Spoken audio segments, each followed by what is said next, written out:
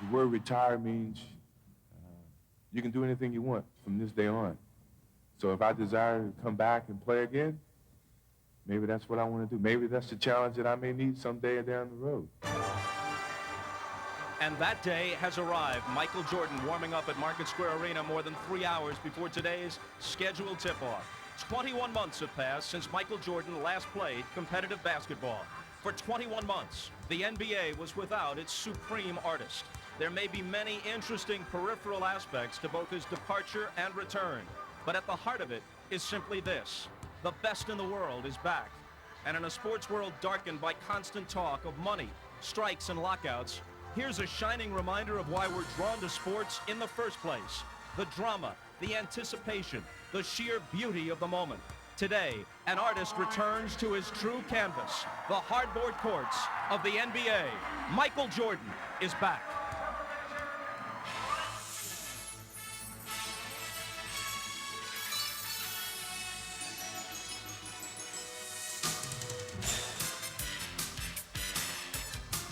This is the NBA on NBC.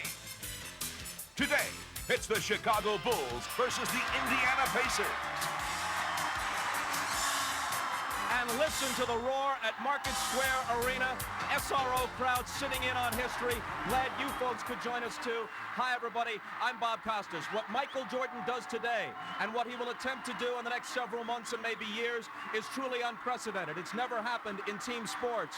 Muhammad Ali, not in a team sport, left, regained the heavyweight championship when he came back. But in team sports, guys like Jim Brown, who left at the peak, or Sandy Koufax, whose arm wouldn't allow him to continue, they never came back. Today, Michael Jordan at age 32 tries to accomplish what no one else truly has in team sports history. I'm seated alongside the voice of the NBA on NBC, Marv Albert. Marv, you've chronicled this league for more than a quarter of a century. You've been around for all the great events, but this is truly something special. Well, first of all, in most instances, when an athlete attempts to make a comeback, usually they are past their prime. People like, as you mentioned, Muhammad Ali, who was able to come back, Sugar Ray Leonard, Gordie Howe in the National Hockey League, and Bob Cousy, although Cousy was 41 years of age, so there's been no measuring stick.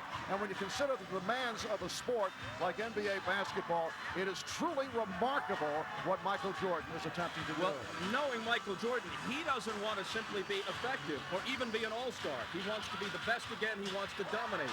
Can he, and if he can, are the Bulls a championship contender? Well, Phil Jackson has made it clear, as he likes to say, we still have problems retrieving the basketball. There is not a quality power forward on the team. And aside from that, should the Chicago Bulls go all the way to the finals, now we're assuming that if things go well, they will pass by the Cleveland Cavaliers, but should they go all the way, they will not have the home court advantage in 4 straight series. Now, we know Michael is Superman, but it will be a very difficult task. Now, Michael, as ever, doing things on his own terms, so he has decided not to speak to the media at all, including us here at NBC, until after the game is over. But Ahmad Rashad spent the last 24 hours with Michael both in Chicago and en route here to Indianapolis. Let's go courtside to get his perspective. Ahmad.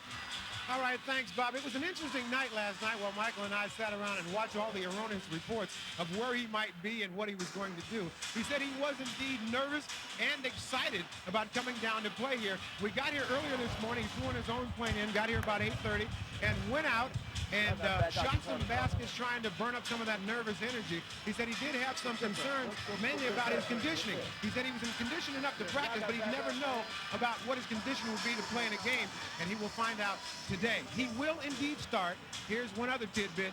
He will not wear number 23. He will wear a new number, number 45. Let's go down to Pete Vecsey.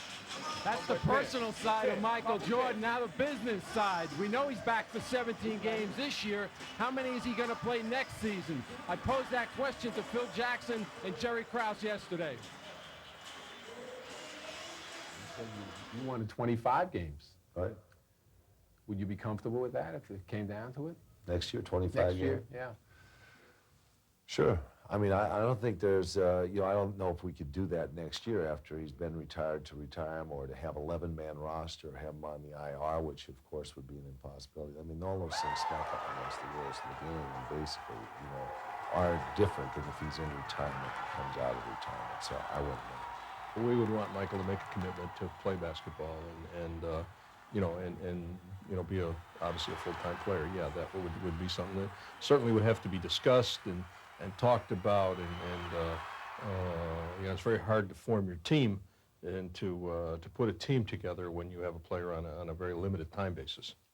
I talked to Jerry Reinsdorf, the Bulls owner, yesterday, and he told me that they are that Jordan is totally committed to them for a full season next year, just as they're committed to re-signing him when he becomes an unrestricted free agent after last year. Reinsdorf wants to clear up a lot of issues here. Jordan did not come in and demand that Scottie Pippen or B.J. Armstrong or anybody else is on this team after this, and he also wanted to clear up the fact about money. Jordan is not being paid he was not being paid until he quit the White Sox. He will get his entire $4 million contract, Reinsdorf says, for playing 17 games and 4 playoff series. That's it from here, Bob. Right to you. Thank you, Pete. Boy, oh boy, listen to the reaction here at Market Square Arena as Michael took the court. And after Peter Vecsey broke the story first on NBC yesterday of Michael's return, reaction around the NBA was swift. We canvassed many players and coaches for their thoughts. Here it is. I wish they'd hurry up themselves a baseball strike, but it's going to make it a lot tougher for teams like us, Indiana, Cleveland. You have to put Chicago right back up there as a contender for the championship now. It's good for our league, and I'm happy that he made the right decision. I think this is the right decision for him. Jordan is it's unbelievable, and him being back on the floor is going to make that team pretty solid now. Chicago's a good team. I think obviously it's going to be very difficult for them to win 3 series in a row. So obviously he makes your team a lot better, but I think for them to get through 3 rounds in a row is going to be very difficult. Obviously they'll win the championship. That's as simple as that, but I'm thrilled he's coming back. He's the greatest player to play as far as I'm concerned. Michael. You mean the baseball player? I think it's good he's back. I think he's going to elevate them to, another level of play, and it's just going to make things very interesting. There's not much more you can say about it. See what happens. I look at it, if I see him this year, that means I'm in the finals. I like my chances. I think we all like to see him play against us this year. Every guy in this locker room is rooting for that, cheering for that. What he demands out of other players, I think everybody else will step up. So championship contender, I really don't know, but a team that you definitely don't want to play in a playoff right as of right now, that they will be. Pat Riley dealing an understatement. He says it'll make things interesting. The Indiana Pacers had just broken up their practice yesterday when they learned that they would be facing Michael Jordan today. Let's look at things from the Pacers' perspective as we go back courtside to Marv Albert, who's joined now by Matt Guokas. Marvelous. All right, Bob, it was at the Pacer practice session here yesterday at a local high school in Indianapolis when Larry Brown received the news, actually during the practice, Matt, that Michael Jordan will make his return today. So it's a last-second development for the Pacers. We asked Larry, how will that all affect his team for today's game? It'll make our guys a little nervous, but, every time I've ever coached against Michael, I found myself being a fan. I think most coaches in the league would say the same thing. But Chicago doesn't do anything any differently, with Michael in the game. They just do it better.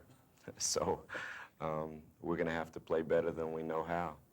Larry Brown has to be concerned how it will affect his team emotionally. A team that is finally healthy, playing well, and now at the top of the Central Division. And a team now that finds itself thoroughly distracted by the historic return of Michael Jordan. Marv, the Indiana Pacers are going to have to somehow find a way to treat this as just another game, however difficult that might be. And the Pacers have certainly made the point they do not see themselves in the role of playing the foil so Michael Jordan can put on a show. Back with more on Michael's return in just a moment.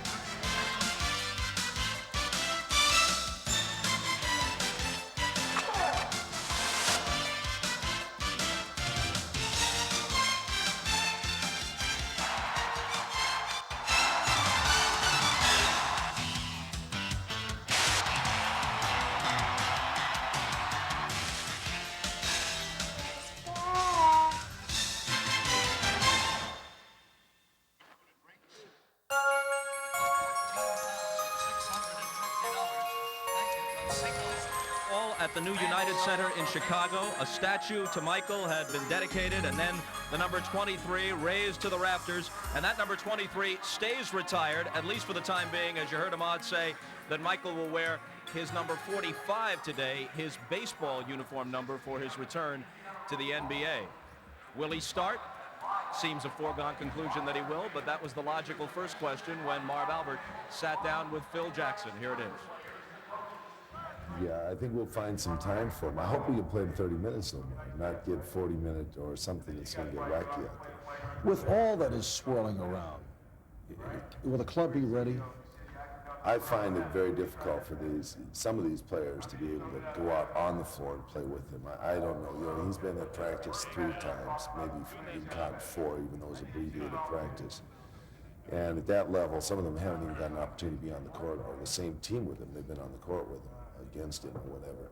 So I'm going to find it difficult for everybody to play together. But I'll put him with, you know, Purdue, Pippen, and Armstrong, so he has kind of a familiar group to play with.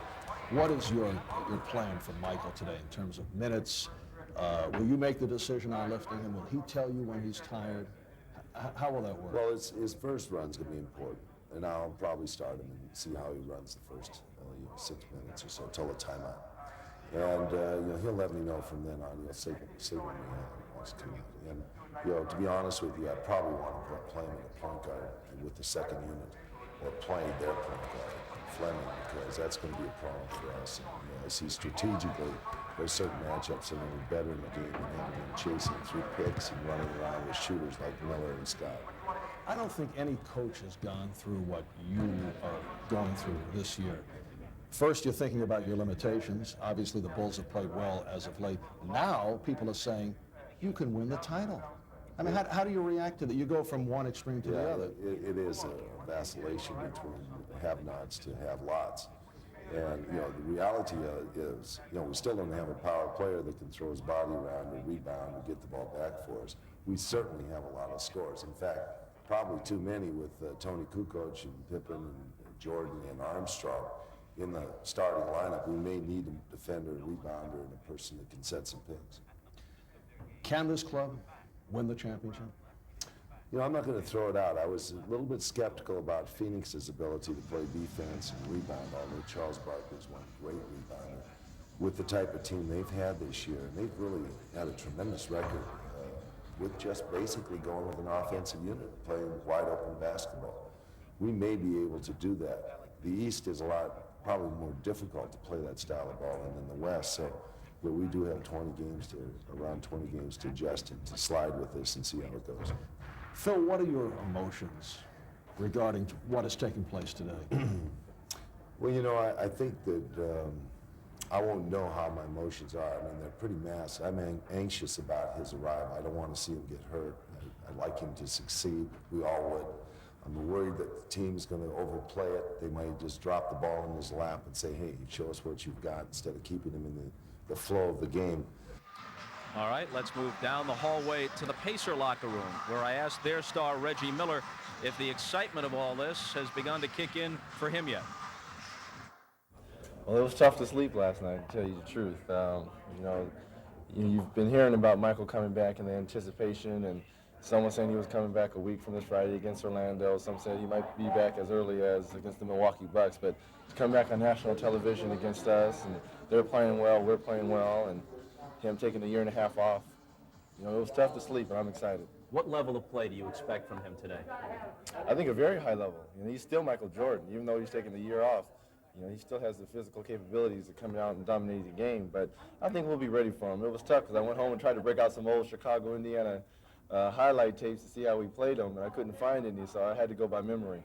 I heard somebody say that until Michael gets in basketball shape, it may not take long, but until he gets in basketball shape, Reggie Miller is looking to run him off a few screens and have some fun today. Well, I'm not looking to have some fun. It's still going to be work for me, but I'm going to try to use the court as much as possible, because I think he's only had 3 or 4 practices, so conditioning might be a problem for him, but I think if it comes down to the fourth quarter, it's a close game, I think conditioning kind of gets thrown out the window. Can he be the greatest player in the game again? Well, I think he still is the greatest player. You know, just because he retired and he's coming back, I don't think that has lessened his value. He still is the greatest player, so we're going to have our hands full tonight. Well, you heard Reggie Miller say it. he thinks he will be the greatest player again. And to reiterate the point we made at the top of the broadcast, if he does it, he will do something that is truly unprecedented. Muhammad Ali, not in team sports when he came back. Ted Williams in World War II and Korea returned from both conflicts to win batting championships, but many other players were in World War II and in Korea. When Jim Brown left as the all-time greatest rusher, he never came back. When Sandy Koufax left as perhaps the greatest pitcher of all time, certainly of his era, he was unable to come back. Michael Jordan today comes back, not just to play, but again, aiming to be the best. The introduction of the starting lineups and the opening tip-off in the next several minutes. Until a couple of seconds ago, it was difficult to hear anything above the din at Market Square Arena, which has now been quieted as we're just about ready for our national anthem. And you can read into this any symbolism you like.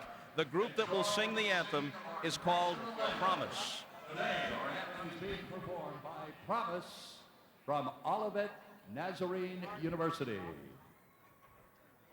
Oh, say, can you see by the dawn's early light what so proudly we hailed at the twilight's last gleaming, whose broad stripes and bright stars through the perilous fight o'er the ramparts we watched were so gallantly streaming, and the rocket's red glare, the bombs bursting in air, gave proof through the night that our flag was still there. Oh, say does that star-spangled banner yet wave o'er the land of the free and the home of the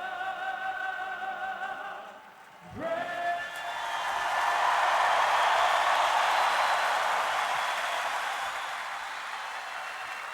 The moment is nearly at hand. Michael Jordan's return to the NBA. From Indianapolis, he goes to Boston Garden. One last game at that venerable old building against the Celtics. And then imagine the scene this coming Friday against the Orlando Magic at the United Center when Ray Clay at the PA microphone brings Michael Jordan onto the floor as a home player.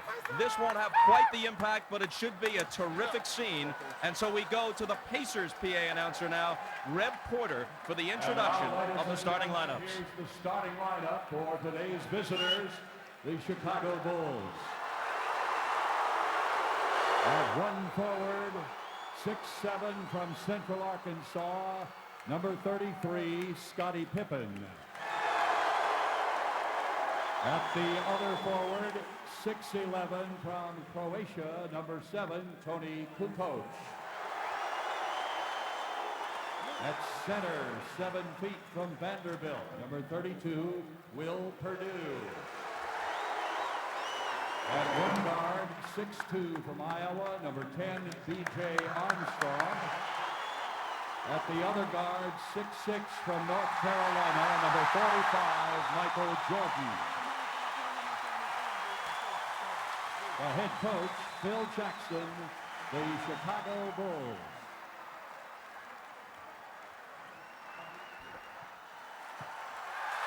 And now, Pacer people, let's get on your feet and make some noise! Everybody knows the loudest and proudest fans in the NBA are Indiana Pacer fans. Let's get ready!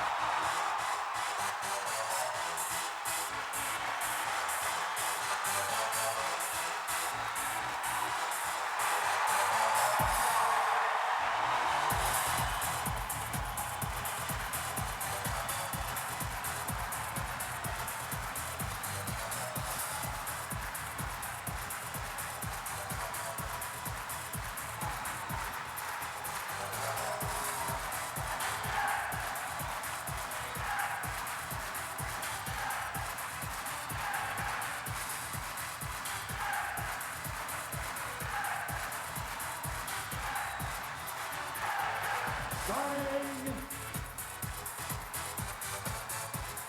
at one forward, 6'11" from Clemson, number 32, Dale Davis.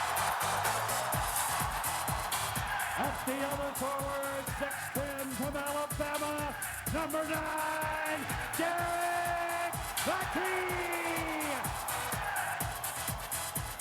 At center, 7'4" from Marist, number 45, Rick Smits.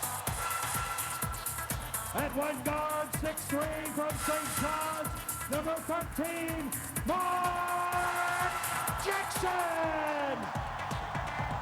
And at the other guard, 6'7" from UCLA, number 31, Reggie Miller. Your Pacer head coach, Larry Brown, your Indiana Pacers.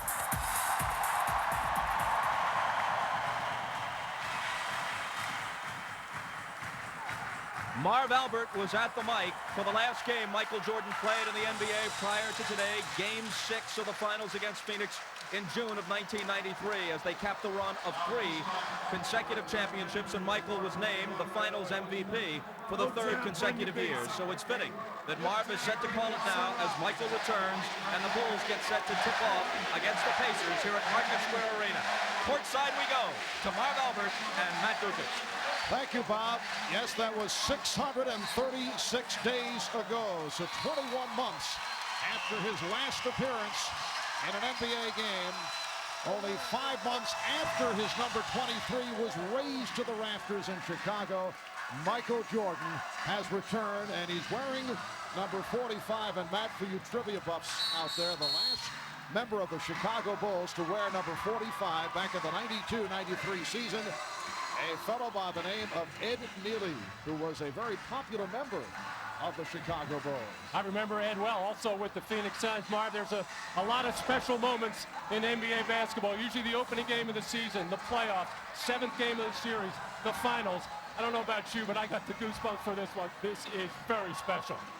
Interesting, and it is home team privilege how they did diffuse the introduction of Michael Jordan, making sure that the Pacers got their due. Very quick in ending the announcement, letting the crowd respond as they did, and then getting right to the Indiana Pacers.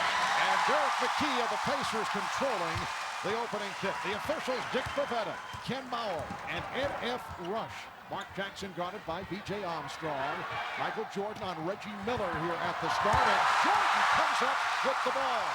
Michael Eberle actually was knocked loose by Will Perdue, but Michael's so quick right now. He looks lightning quick. Well, he does have the fresh legs.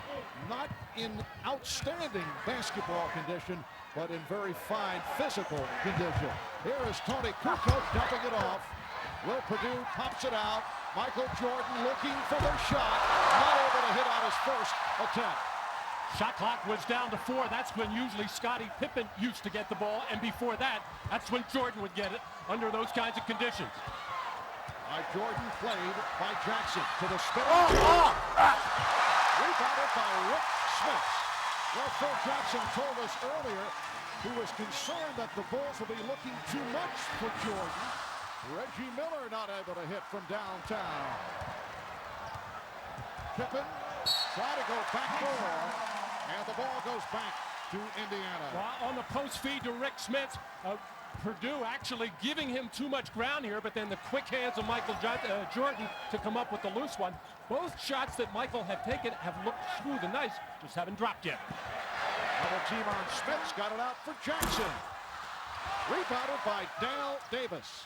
And here is Smits. Well, the NBA Player of the Week this past week, Rick Smits, who has been on a tear, gives Indiana a 2-0 lead. Kukoč at the high post. Armstrong cutting to the corner. Led by Jackson and that double team. Here is Kukoč finding Pippen for 3. Get the idea that the Bulls are a little rattled here at the start as Miller is able to go all the way. Well, there's no question the Bulls are tight right now, despite the fact they're running the very familiar triangle offense. Michael has played with 4 of those players out on the floor, but nothing is very smooth right this second. Kukoč trying to get the step, rejected. Recovered by Kukoč and rebounded by Davis. 4-0 Pacers with 2.5 gone by. Smits could not handle the pass, and it will be Chicago ball. Well, Larry Brown wants his wing players, Derek McKey, and this man, Reggie Miller, to get out as quickly as possible to take some pressure off that half-court offense. The Pacers are a good rebounding team. They must take advantage of it by getting their fast breaks. Well, the Bulls hold for their first 5. Reggie Miller guarding Michael Jordan. B.J. Armstrong. Shot clock at 5. Armstrong for Purdue. Make it 0 for 6 here at the start for Chicago. McKey saw the opening. Nice pass for Miller, and a foul is called. Reggie Miller will go to the line. Well, to compound the problem for the Bulls, who are running their offense somewhat patiently, you got to give some credit, a lot of credit to the Indiana defense by forcing a couple of tough shots and misses. But the Chicago Bulls transition defense very sluggish right now, and the Pacers are taking advantage of it. Indiana Pacers Friday night here at Market Square beat Orlando 107 to 97. They have won 2 straight over Milwaukee and Orlando. This following the successful West Coast swing. They won 5 of their last 6 overall. They've had big wins on that recent road trip at San Antonio and at Phoenix. While Chicago Friday night at home beat Milwaukee. Bulls coming back from a 15-point fourth-quarter deficit for the Bulls. A rare fourth-quarter comeback. That has been their problem, in particular in the 3rd quarter. Here's Pippen. Got the step. It will count, and the foul. Interesting that time, Marv. The Bulls came down and spread their offense even further out to try to stretch that defense to get some driving scenes. Here, the quick give and go from Purdue to Scottie Pippen got a favorable whistle there on the continuation as the Bulls have been dying to get on the board.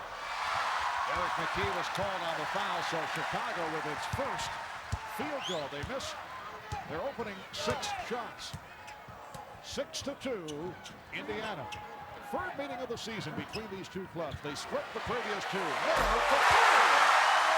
Reggie Miller. And that is career 3-pointer number 999 for Reggie. 9-2, Indiana. Kukoč from deep. And back comes McKey.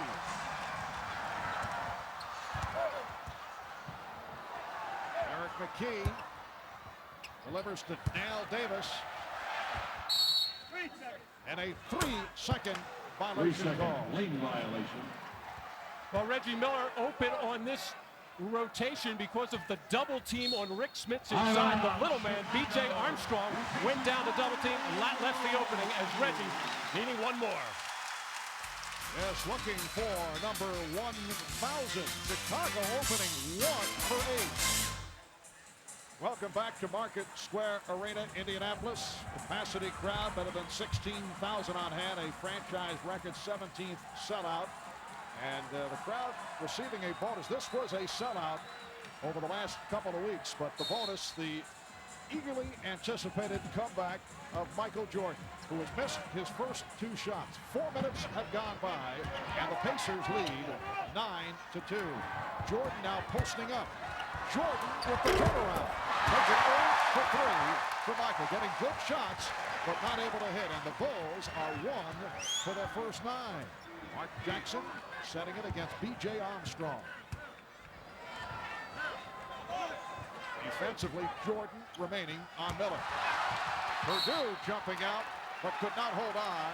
It will be Indiana ball with 6 on the shot clock. The Bulls coming out of the timeout and going to a post-up for Michael Jordan to see if they can't get him inside or get fouled. He's probably not going to get fouled on too many fadeaways. Michael, I have a feeling, is going to start taking the ball to the hoop. Beautiful setup from Jackson. Mark Jackson for Dale Davis, and the Pacers lead 11-2. Here is Pippen. Coming up short. And hearing it.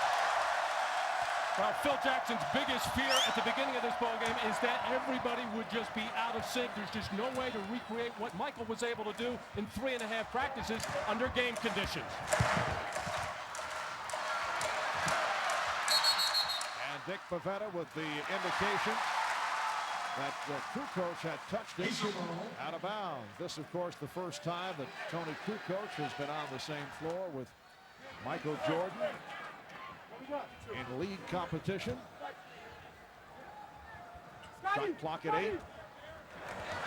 Miller from way downtown.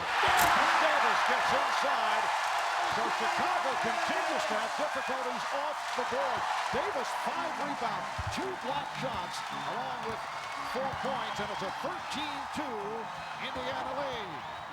6:35 remaining in this opening quarter. Jordan fires. Rebound Smits. So Michael has missed his first 4. And all of those shots are hitting the front rim, an indication that the legs are a little tired. Reggie Miller going around Michael Jordan, but coming up short on the reverse, and a foul is called on the Pacers. It's on Smits. That is his first. And this is always a concern of Larry Brown with Rick Smits. He'll usually pick up a couple of ticky-tack ones early, similar to that or an illegal block. But it's nice to have Antonio Davis back and healthy and making major contributions. Antonio Davis has had back problems, and he is about to check in. Dale Davis has had problems with a separated shoulder on 2 occasions. Fouls on Mark Jackson. This is Antonio Davis replacing Dale Davis. Antonio Davis's wife giving birth to boy and girl twins earlier this week. In fact, missed a game because of that. Here's Jordan, and he's rejected. Smits and Purdue will jump it up. Well, you could see that coming side out of bounds. It's the first time they've gone to a screen roll situation for Michael in the deep corner. Another opportunity for him to score. Making a good hard move, but just out of sync and releasing the ball right now. And the other Bulls are not able to make up for it as they seem to be rooting and pulling for Michael rather than just playing their game. Michael 0 for his first 5. Pippen off the hesitation dribble. Purdue. Kukoč. Shot clock at 6. Armstrong for 3. Yes. Armstrong knocks it down from downtown. Well, Michael was inside with Mark Jackson on him, posting up. The Bulls were unable to get it in. Michael wheeled on him to try to get offensive rebounding position and took Jackson to the floor. And Jordan over looking for the steal on Smits. And knocked out of bounds by the Pacers. So the ball back to Chicago.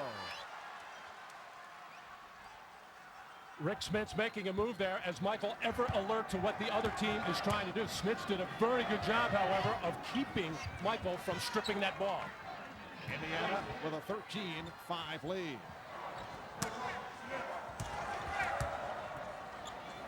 Again, Jordan posted this time against Jackson, facing the double team. A leg lock called on Miller, and a new 24 awarded Chicago. Here's Corey Blunt, second-year man out of University of Cincinnati.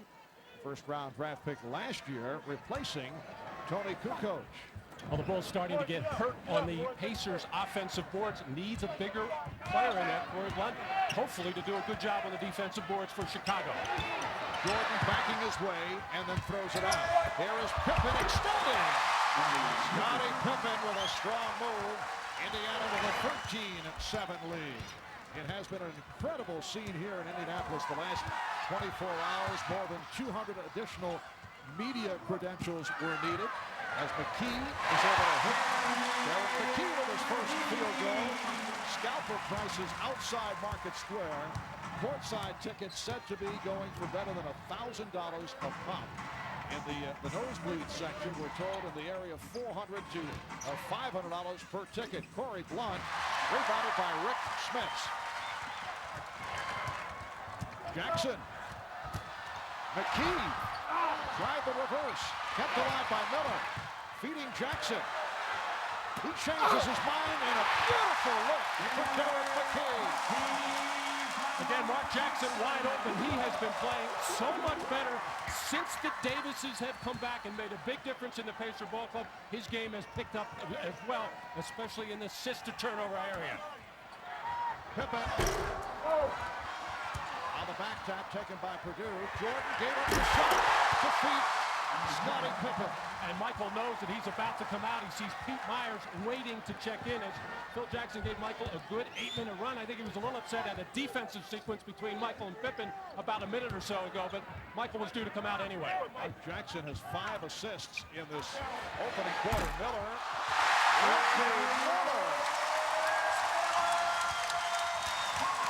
20-9, Indiana. Yes, the question is certainly stamina for Michael Jordan. Jordan for Purdue, who is fouled. Double team by Jackson and Smits. Foul is called on Jackson. 2:59 remaining in this first quarter. We'll be right back. Well, not exactly what Michael had in mind, but a long way to go. First 9 minutes, 0 for 5, 1 steal, and 1 assist, and he will now sit down to get a rest. Earlier, we talked with Reggie Miller of the Pacers about Michael's return. This is Reggie's reaction. Even though he's been playing professional baseball for the last year, I think mentally he's still focused in on basketball and has been watching it closely. And he's been practicing with them for the last week and a half or so. So I think conditioning-wise, he might be a little bit tired early in the excitement and the drama and all that. But, you know, come third or fourth quarter, he'll be the same old Michael. I think Larry Brown has to be very happy with the way that his team came out and started this game and withstood the emotions of the event and came out and played their game. They have 8 assists out of their first 9 field goals. So a good sign that the Pacers are playing their game. And Chicago 4 of 17 from the field. No save attempt. Indiana 8 of 14, and the Pacers with a 10-point lead. Let's check in with the Dean, Ahmad Rashad. All right, Marv, those comments that Reggie Miller just made were right on. Michael had said before the game that he felt he was in shape, but the anxiety and the emotion of the game would probably play a toll on him. What he didn't want to do was to press his offense.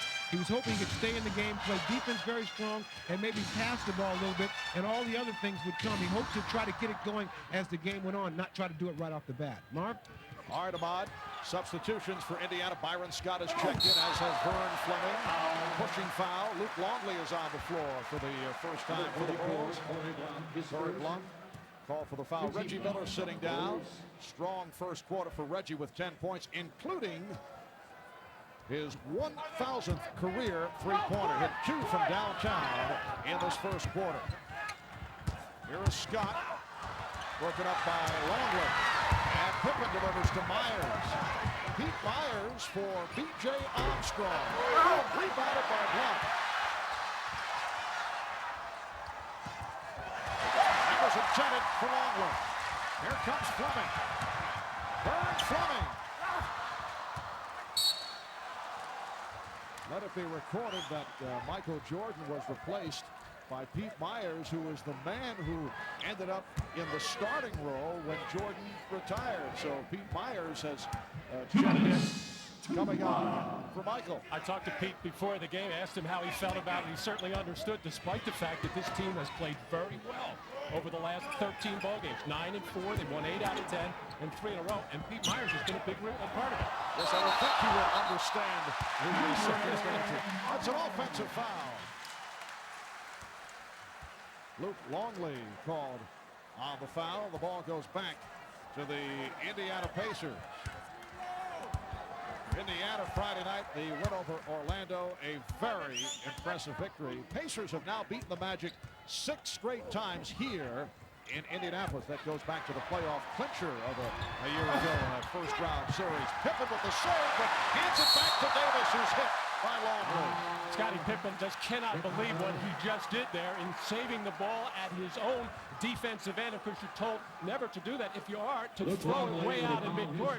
He threw it right underneath the basket. A perfect feed, but to the wrong man, Dale Davis, who was playing with those very sore shoulders. One has been dislocated on 2 occasions, and one could pop out at any time, and that could be disaster for the Pacers the rest of the way. It's called a non-shooting foul.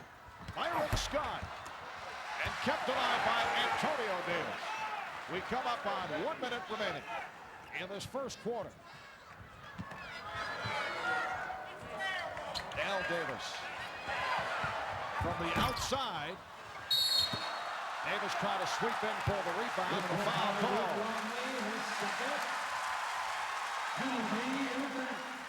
Foul on Longley. It puts the Bulls over the limit. And Dale Davis, only a 53% free throw shooter, will go to the line. And the look of concern on Phil Jackson's face right now, not happy at all with what his team is doing at the offensive end, and befuddled even more at the defensive end. Dale Davis, not normally looking for his offense, has tried a couple of post plays there. He took a very off-balance shot, but what he always seems to do is power his way to the offensive glass. The free throw shooting of Dale Davis among active players. Well, he's unfortunately right there, a dubious distinction behind Chris Dudley and Chris Webber in terms of having his difficulties up the line, but he does hit the second. Phil Jackson here in the first quarter is seeing his greatest fears realized. The Bulls out of sync. Michael Jordan 0 for 5.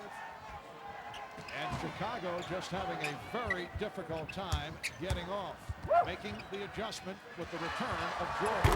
Armstrong hits the 3. And the Pacers now lead 21-13.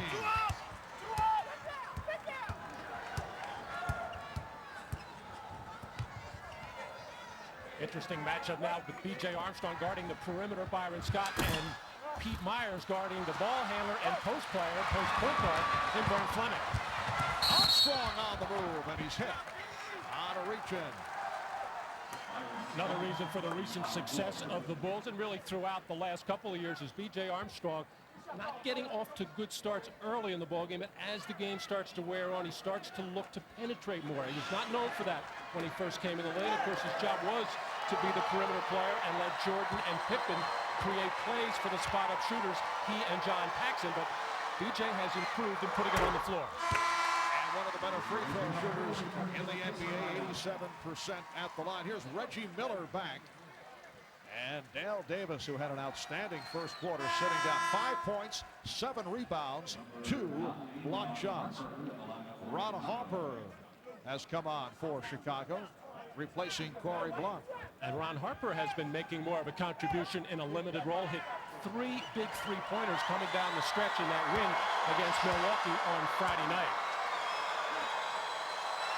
Scottie Pippen had a big shot on Friday. A 3-point playoff, a soaring jam with 3 seconds left. Won it for Chicago. Pippen at 27 points, 11 rebounds, 8 steals, and 6 assists. Final seconds of the first quarter. The pass intended for Ferrell just came on. And Scott checking the clock. Too late. That is the end of the first quarter. Michael Jordan makes his return. Goes 9 minutes. Goes 0 for 5 from the field. Reggie Miller hits 2 from downtown. 3 of 6 overall for 10 points. And the Pacers over the Bulls, 21-15 here at Market Square. You are watching the NBA on NBC. Look at the Eastern Conference rundown. The Orlando Magic on top, although they have lost 3 in a row. Indiana leading in the Central Division. The Knicks are 5 behind Orlando in the Atlantic, and Charlotte a half game behind Indiana. But that home schedule for Indiana, very promising. They began the season playing 21 of their first 33 on the road and did well, so they have a favorable remaining schedule. And favorable also because the Davises are back. Antonio Davis, who missed 38 games so far this year after the operation for a bulging disc, is back, and he is a key player. It's going to be key for any of the teams in both conferences to have that extra big man inside, and that's what Antonio Davis represents along with that man, Dale Davis. Indiana actually in the midst of a stretch with overall 15 of the last 21 here at home. It's a 21-15 Pacer lead. Chicago only 5 of 19 from the field in the first quarter. Indiana 8 for 20, and off the boards, the Pacers rocking the Bulls to the tune of a 16-6 advantage. And 7 points off those 16 rebounds. And I think Phil Jackson's going to start to think about it, and it might not be in a game or two, but changing the starting lineup, going back to maybe bringing Kukoč off the bench and get maybe a Corey Blunt, a bigger body in there to do some of the dirty work inside. Off the steal, Vern Fleming with Byron Scott, Antonio Davis, Wayne Farrell, and Rick Smits are up front. Indiana, a very deep ball club. They go basically with a 10-man rotation. Here's Fleming with the shot clock running down. Rebound, Smits. The Pacers lead by 8. Pete Myers trying to break, but Byron Scott able to get back. With this particular lineup on the floor for Chicago, not a lot of firepower, just BJ and Scottie Pippen. And Pippen drills it home, 23-17. Indiana, after the slow start by Chicago, they did finish with a 6-1 run at the end of the first quarter. And have to be excited and thrilled with only being 6 points down for as poorly as they played in that first quarter. Well, they started back 1 for 12 from the field. Scott, that's a three-pointer for the 33-year-old Byron Scott, who has been playing extremely well. Outside official Ken Bauer with the call. It's on the Pacers. It's on Farrell. And here's Steve Kerr checking in, as both clubs have done quite a bit of shuffling here in the first half. On the subject of Byron Scott, Larry Brown says he is the Pacers' best athlete. He's played so well both this season and last season. Last year, the Pacers gave him a new 2-year contract. Longley, wild shot, rebounded by Blunt, and a loose ball foul call. Well, in that triangle offense, there are just so many jump shots that are taken, which affords a lot of offensive rebounding opportunities. And if you're alert, as Horace Grant was for so many years, you can pick off a lot. Corey Blunt is starting to get a better feel for this offense. Call for the foul again. Pippen will go to the line. Scottie Pippen actually had the ball knocked away, was trying to tap it to the hoop as he was hit by Antonio Davis. And now Scottie Pippen will shoot 2. Minute 45 gone by in the second quarter. Pacers with the 26-17 lead. Marv Albert with Matt Guokas on Rashad. Bob Costas is with us. Michael Jordan is with us. Played the first 9 minutes, 8:59 of the first quarter to be precise, but missed his first 5 shot attempts. Sam Mitchell comes on for the first time. Sam Mitchell has been in and out of the starting lineup, what with the injuries suffered earlier by both Al Davis and Antonio Davis. And now we see the Bulls extending their defense after the free throw situation, and I'm sure this is something they're going to go to more and more now that Michael Jordan is back. They'll be able to use Kukoč and Blunt, big people up on the ball, much as Horace Grant used to, and that used to create a lot of turnovers and easy hoops for the Bulls. Yes, that's a subject that we have touched on a number of occasions when we've seen Chicago play. Pete Myers is able to hit the jump shot.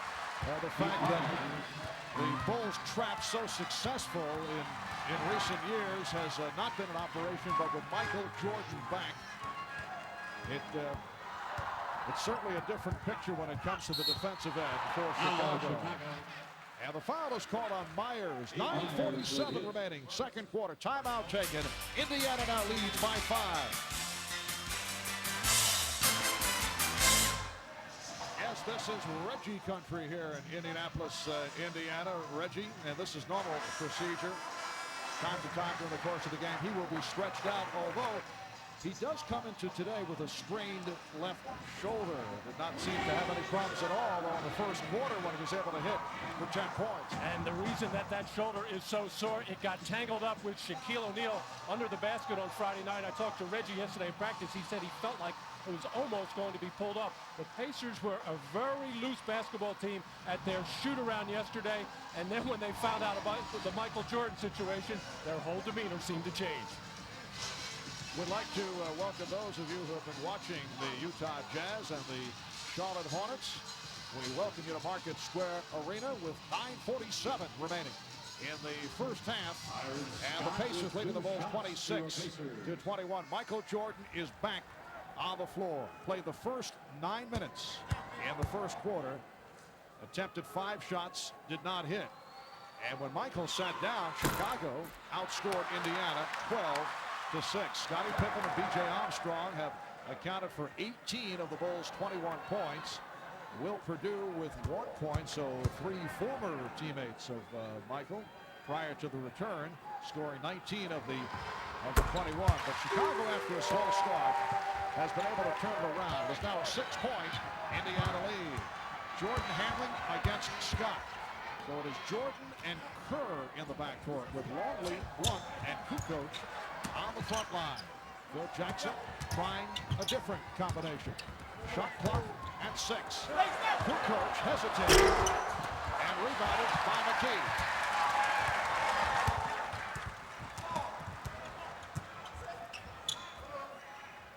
Sam Mitchell. He was looking down low for Rick Smits, who was well covered. Now McKey went to the turnaround. McKey. Larry Brown was telling us, would love to see Derek more aggressive offensively. Very solid ball player, does a lot of the little stuff. Timeout is taken by Kerr, who was in trouble with Vern Fleming all over him. It's a 20-second timeout. And Phil Jackson is very upset right now with the way that this team is executing. But keep in mind, right now, Michael Jordan is out on the floor with 4 players that he has never played with before, other than a number of minutes at practice. And Phil Jackson also told us before the game that some of the fellas never even got a chance to play with Michael. So there's going to be timing problems. Right now, in effect, Michael is the point guard. He's going to handle the ball the most.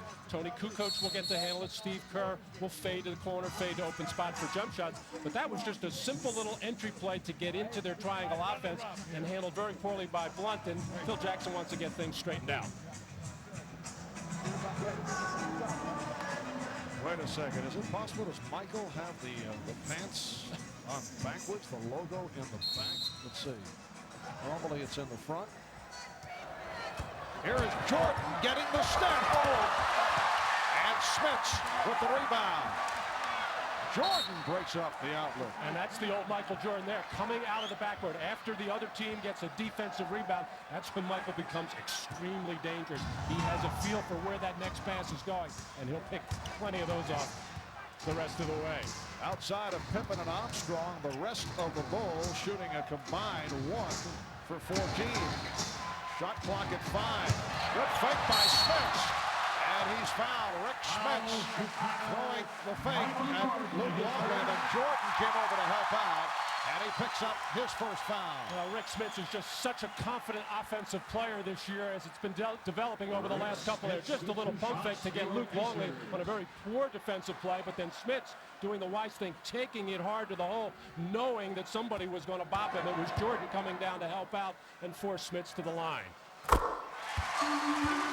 Rick Smits averaging 17.5 per game. He's a 74% free throw shooter.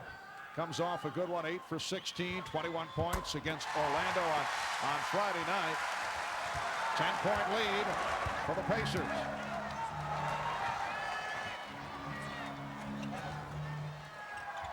One at the high post for Kukoč.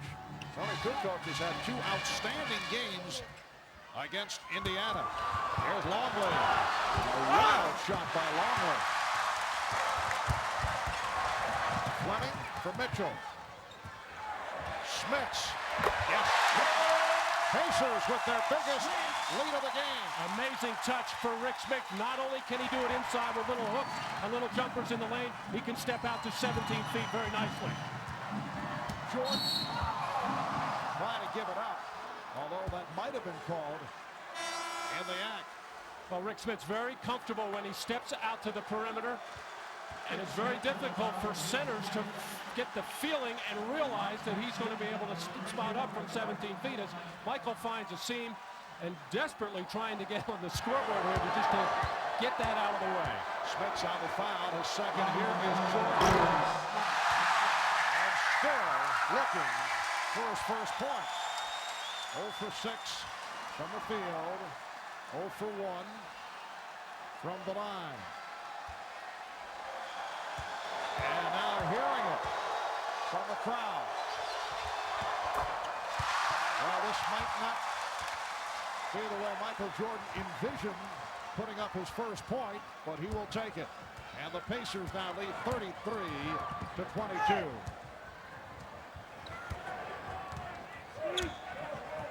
Miller coming off the screen, played by Jordan. Mark Jackson back on the floor, and this call away from the ball. And the foul against the ball. It's on Kukoč, his second. 3 team fouls on the Bulls. Tony Kukoč inside here, getting all tangled up, trying to get through a screen there, and that's not the way to do it, trying to go right through the chest of Reggie Miller.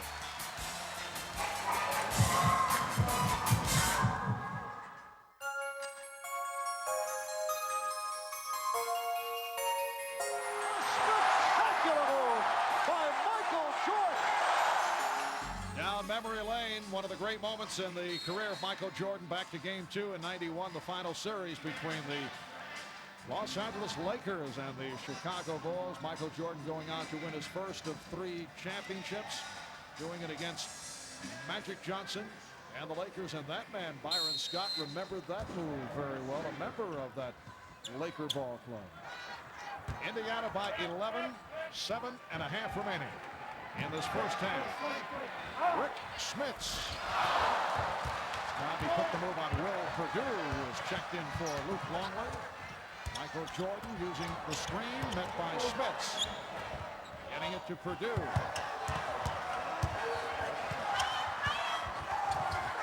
The Perdue pass broken up by Mitchell with 8 on the shot clock. Michael realizing himself that he's pounding the ball a little bit too much right now, looking very hard to create some things and probably thinking too much out there right now. He's going to have a couple of things happen where he can just relax and play. And Pippen has it knocked away. Good hands by McKey. 6 remaining on the 24th. Crowd wanted the call against Chicago.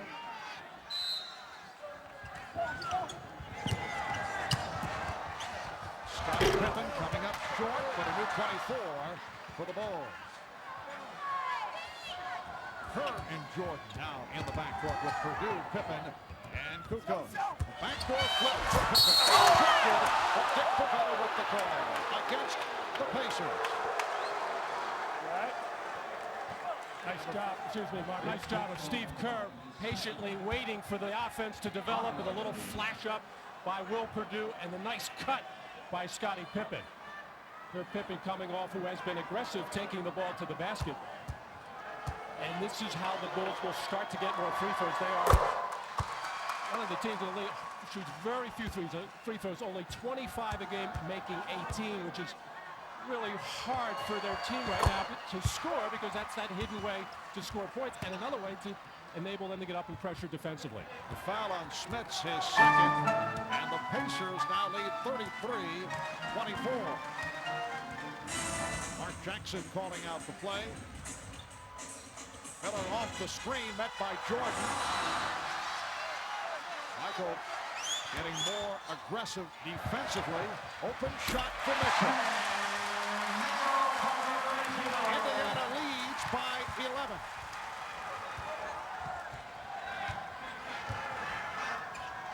Jordan using the pick.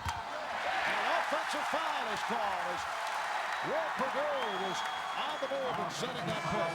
Scottie Pippen took that ball hard to the basket, got banged by a couple of Pacers and hurt his wrist on the play. Was shaking it for a while there as he's communicating with Tony Kukoč, as Scottie holding on to that wrist as he banged it hard on that left-hand layup attempt. Here's Mark Jackson.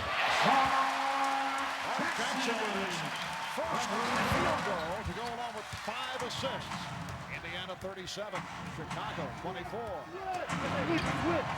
First stop by Jackson. And Jordan resets. Now picked up on a switch by McKey. Kerr for three. And a loose ball foul. It's on the Pacers. It's on Mitchell. Indiana is over the limit. Now Bill Wennington and B.J. Armstrong checking in for Chicago.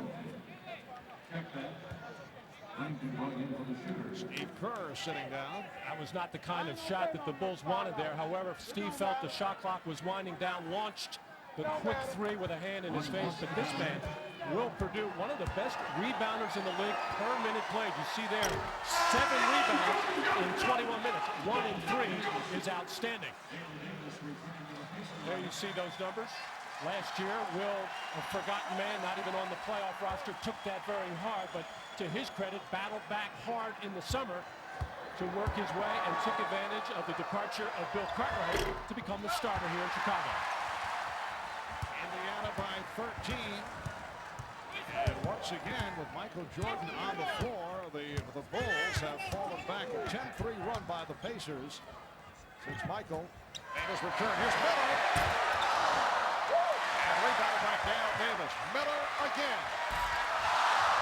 Rebounded by Dale Davis.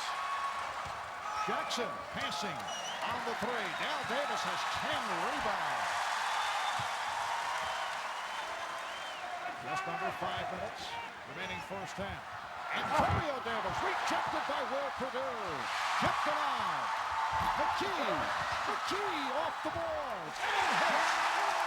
Oh, you know, that's driving the Chicago coaching staff crazy.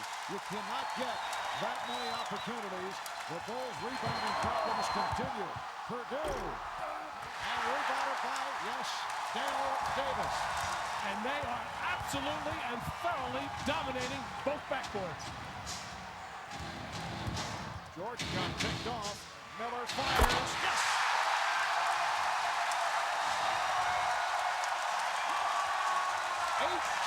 Point Indiana lead, and Chicago wants to talk it over. Well, long jump shots mean long rebounds, and both Michael Jordan and Scottie Pippen have been flying at people, but that leaves openings in the seam to pick off those long rebounds. And the ones in tight, the Indiana Pacers are just out hustling and overpowering the Chicago Bulls inside right now. As Reggie Miller now coming off that screen, clearing himself from the pick, squaring up, eyeing the hoop, and draining one more three-point shot.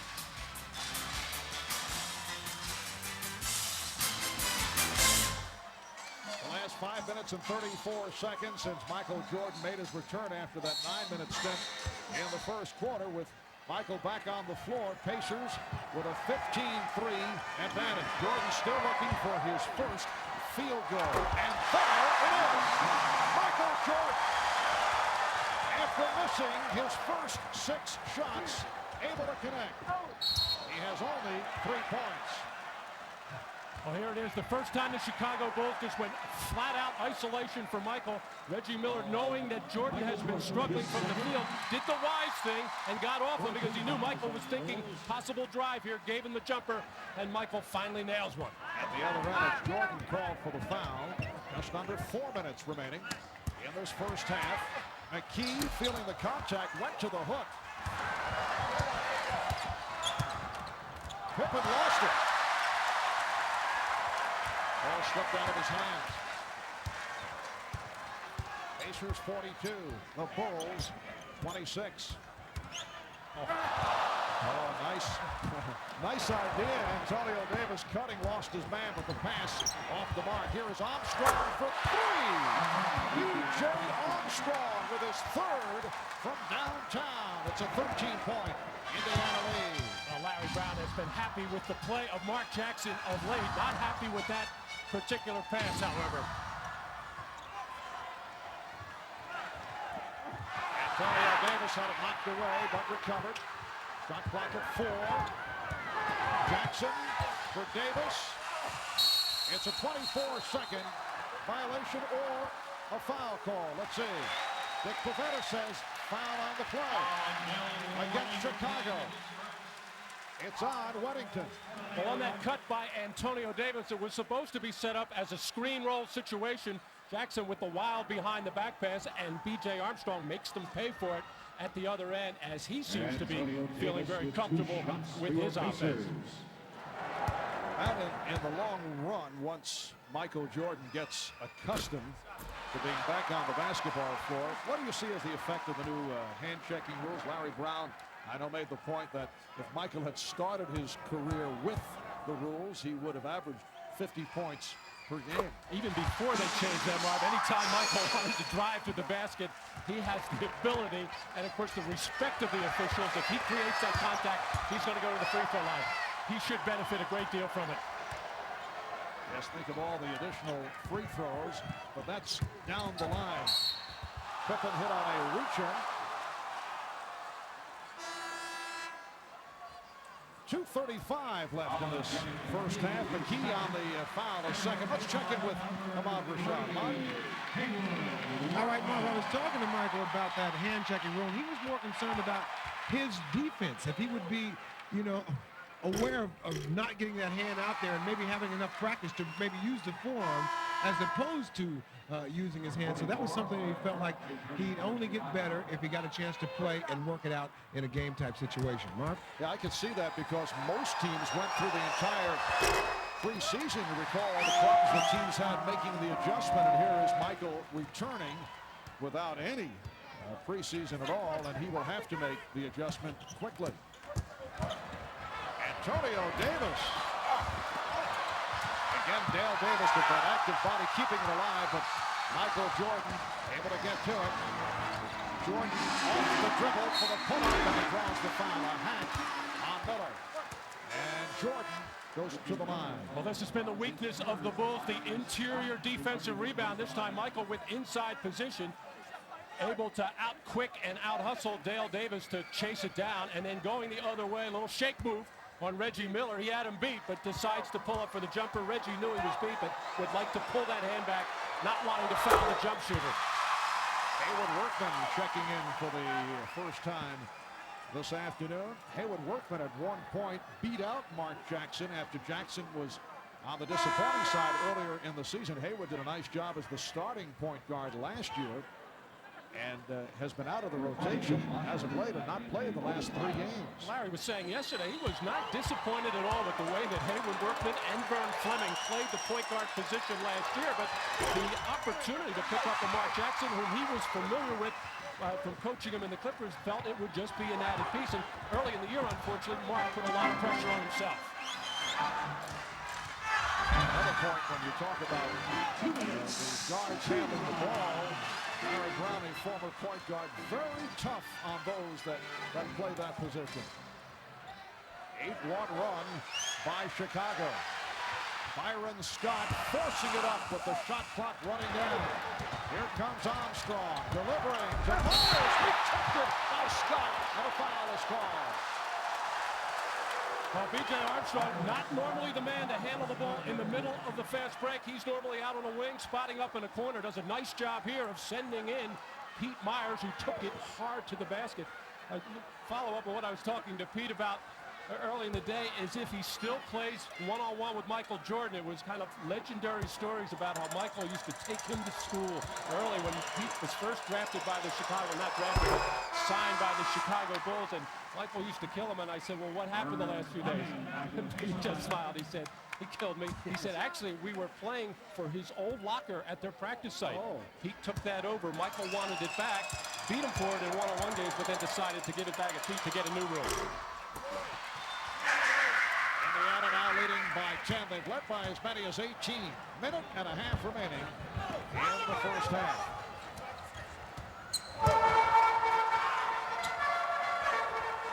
Workman gave by Armstrong. Workman with the step. Rebound, Dale Davis.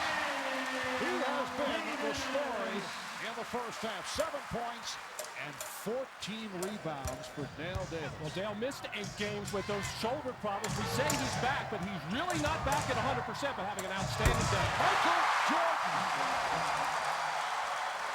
And Indiana now leads 45-35. So Jordan with a second field goal. He's 2 of 8. He has 7 points. 50 seconds left in the half. Foul is called on Myers. Michael's starting to warm up right now, feeling a little bit better that he's knocked a couple of shots down and a couple of free throws, taking it hard to his left and getting in the air quickly over Reggie Miller. Not that Reggie could do that much about it, but Reggie finds himself back at the free throw line. One of the more frequent visitors for a guard. Shoots about between 6 and 7 a game. Reggie now 3 of 3 in the first half.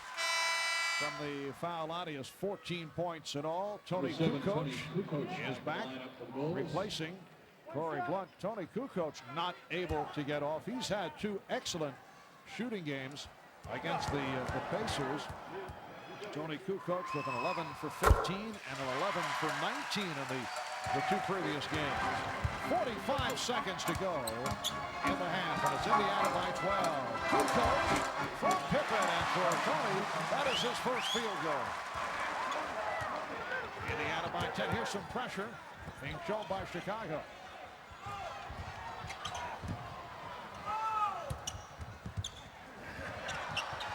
Good defensive sequence by the Bulls as Jordan knocked it away. Running on a crossover. And it will be Chicago ball.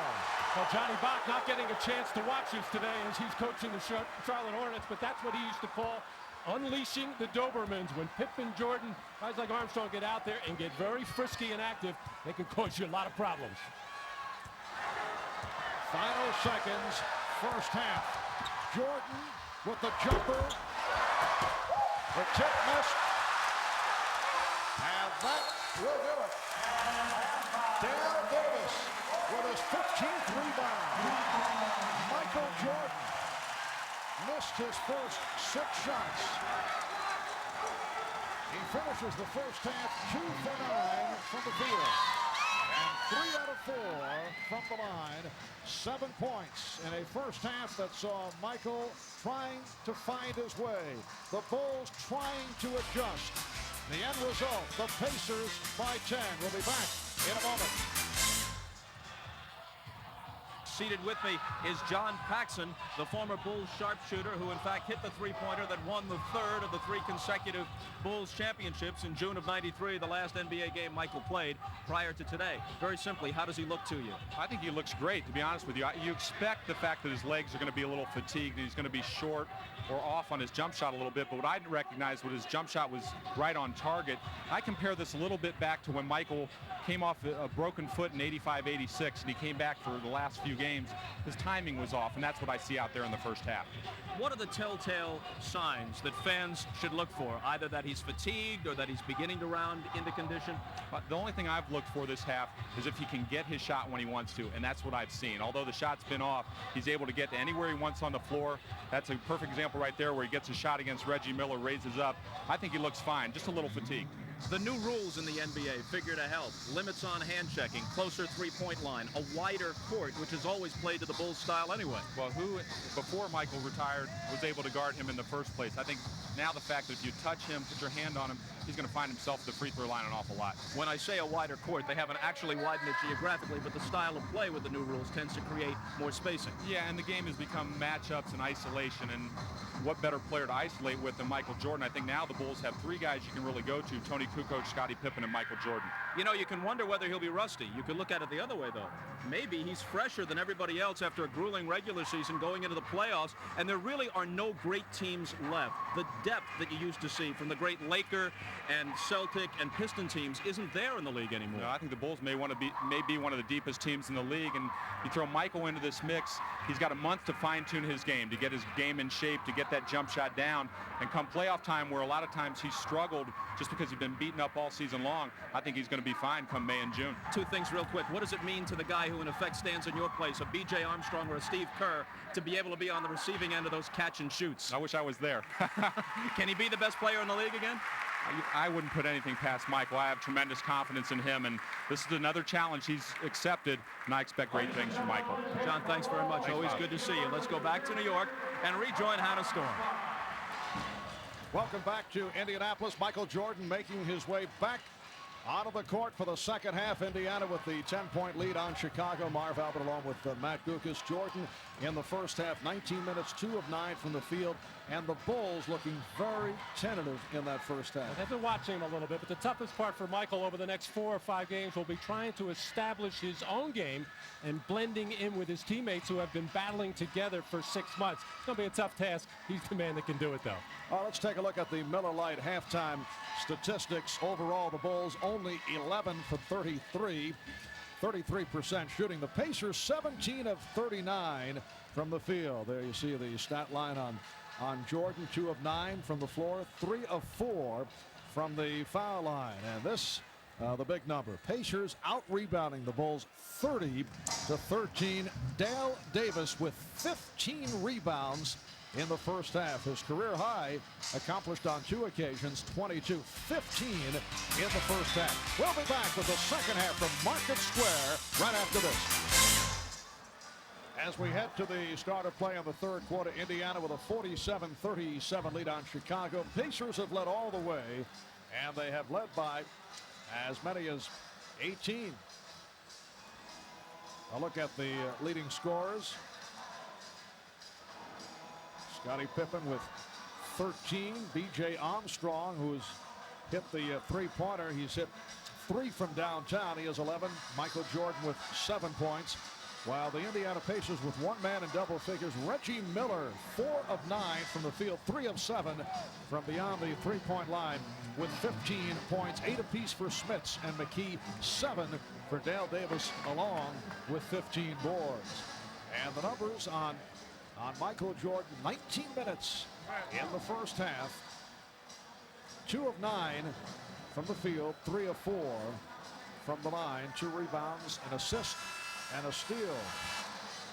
Back to give you perspective on Michael Jordan looking back on his illustrious career. He has scored in double figures in 666 of his 667 career games. His lowest point total ever, March the 22nd, 1986, when he scored only 8 points in a game against the Cavaliers in Cleveland. With his team struggling right now, Michael realizes more than anybody the importance of defense and how it will win you games. Wouldn't be surprised to see the Bulls come out, extend the defense, put a lot of pressure, and create some easy baskets from that defense. And Phil Jackson has B.J. Armstrong with Michael Jordan, Scottie Pippen, Corey Blunt, and Will Perdue. Jordan trying to get it to Perdue, who lost it. And Miller gets hit in the head. A little comical sequence at both ends. And Michael having a little word with Will Perdue on that penetration to say, spread out. Give me that opportunity to draw your defender, and I'll drop the bounce pass to you. Here, the pass being made before eye contact is made. And now turnover and another turnover. And the Bulls give it right back. Pass from Pippen going astray. Opening minute, third quarter. Indiana back to the offense. McKey in a battle with Pippen. And Pippen knocks it aside. Well, before the Bulls have won 8 out of their last 10, a big problem for them was coming out in third quarters and getting bothered by pressure already. They've turned the ball over twice. That doesn't figure to happen when you have Michael Jordan on the court. Smits. Rick Smits doing it from the outside. He has 10 points along with 6 rebounds, and Indiana leads by 12. Armstrong now played tightly by Jackson, not allowing the three-point shot. And the Bulls deciding to open up the second half with Tony Kukoč on the bench. A very shaky first half by Kukoč. Jordan firing it up with the shot clock running down. Blunt's pass picked off. Miller for McKey. Couldn't get the shot off.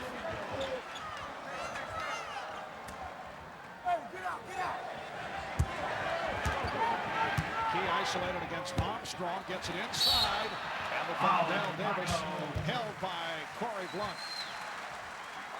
Scottie Pippen trying to make things happen to see if he can't get Michael Jordan going here with a little high screen, and just again the unfamiliarity, even though these two have communicated on a lot of good basketball plays over the years, just not in sync today. Dale Davis in his 4th year out of Clemson led the ACC in rebounding 3 straight years. Last season Averaged just under 12 points per game. Did that with limited range, but he is on the floor to get the ball, to do it off the boards, and that has certainly been the case here this afternoon. 13-point lead for Indiana. Reggie Miller doing a good job in fronting Michael Jordan. Scottie Pippen hits the three. Scottie Pippen. That's his first from downtown. 16 for Pippen, and the Pacers lead by 10. Chicago Bulls come in with a record of 34 and 31. They've won 3 in a row, 8 of the last 10. Block on the rebound. Pippen for Armstrong. E.J. Armstrong, and it's down to an 8-point Indiana lead. The Pacers at 39 and 24, on top of the Central by a half game over Charlotte. They've won their last 2, and they have won 5 of the last 6. Here's the double on Smits. And Jackson gets it to Dale Davis, facing a double team. Armstrong with the steal. Now one of the foul. Pippen for 3. And it will be. Let's see, a loose ball foul called. At first, the outside official indicating knocked out of bounds, but Purdue is called for the personal, his second. Well, B.J. Armstrong digging inside to knock this ball loose. Also looked like he got a part of the arm of Dale Davis, as he would not have mind putting him on the line, but starting the fast break, he got that ball back to score his 13th point. Jackson met by the double team as Jordan comes over to help.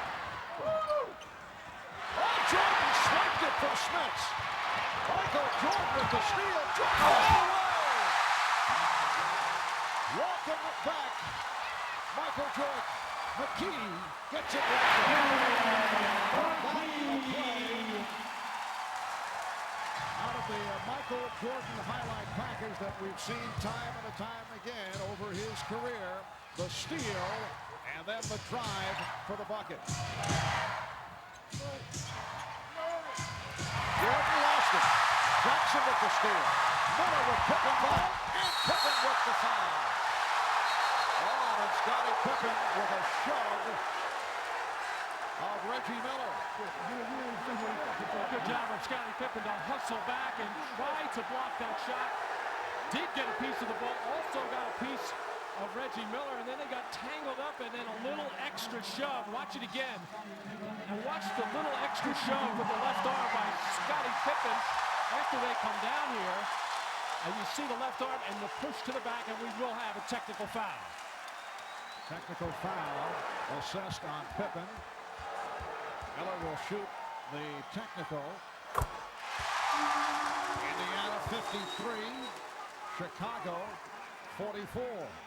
8:24 remaining in this third quarter. Once again, we'd like to welcome those who've been watching Utah and Charlotte. Marv Albert with Matt Guokas and Rashad from Market Square Arena. Reggie Miller extending to a 10-point Pacer lead. Well, we talked earlier in the ballgame that Phil Jackson mentioned that it probably wouldn't be too long before he'd think about making a change in the starting lineup. Nothing against Tony Kukoč, but now with Michael Jordan back, it changes things. So what they need in there is a bigger body, somebody to bang around inside, box out, get some rebounds, play some defense. And Corey Blunt getting the call here in the third quarter. You don't need all of your best offensive players on the floor at the start of the game or the start of the third quarter.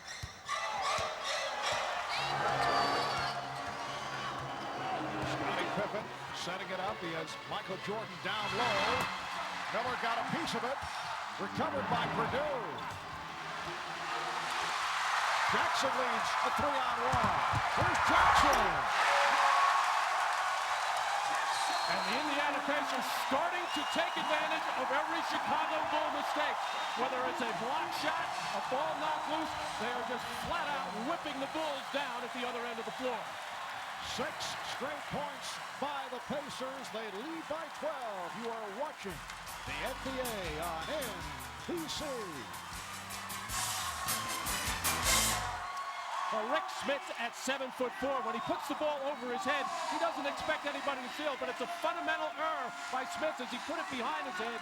The lightning quick hands of Michael Jordan to strip it and finish the play off at the other end. Reggie Miller thought about stepping up and trying to take the charge. It looked like Michael was ready to jump over him if he had it. As we said starting this third quarter, Marvin, Michael realizes things are just not very smooth at the offensive end in their half-court sets, so they got to make it happen at the defensive end. 12-point Indiana lead. Let's go over to Ahmad Rashad. All right, Marv, thanks. I talked to Michael at halftime, and he was telling me that he indeed had butterflies when the game started, but he was trying to adjust himself to the pace of the game. That's pretty much took him out of it physically. He also said the offense was out of sync because you have to realize he hadn't played with these players quite in a long time. He was trying to familiarize himself with the players on the floor. Marv? All right, Ahmad, and that is a goaltending call, so Jordan gets credit, and he has hit double figures. 11 points for Michael. He is now 4 for 13 from the field. Pacers 56 and the Bulls 46. Jackson and Miller in the backcourt. McKey, Smits, and Dale Davis up front. Shot clock is down to 6. Jackson gets it inside to McKey and a foul call. Oh, Mark Jackson realized how lucky he was to get that pass through there.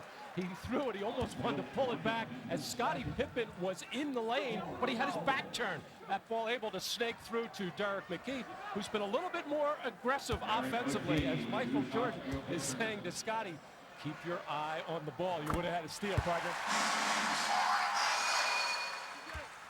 Foul was called on Wennington. The Bulls, to this point, getting very little out of the center position. Purdue is 0 for 3. Wennington has not taken a shot. Longley 0 for 2. And Tony Kukoč, only 1 for 5 from the field, has not played in this third quarter. Corey Blunt starting the third. Here's Will Purdue. It will count, and the foul. And Will getting a little encouragement this time from Michael Jordan. The last time Will took the ball to basket, he just put up a little flipper and not very strong this time. Still not able to finish hard at the rim and stuff the ball in there, but doing his best. Got fouled on the play. Michael Jordan trying to encourage Will Purdue, who's doing a good job at the defensive end on Rick Smits before Rick gets the ball. Smits does have 10 points, but so far, good defense by Big Will. And the foul on Smits, who picked up his third. Indiana 58 and Chicago 49. 5 minutes in, third quarter. Quick release by Reggie Miller. 19 for Reggie. Pacers 60 and the Bulls 49.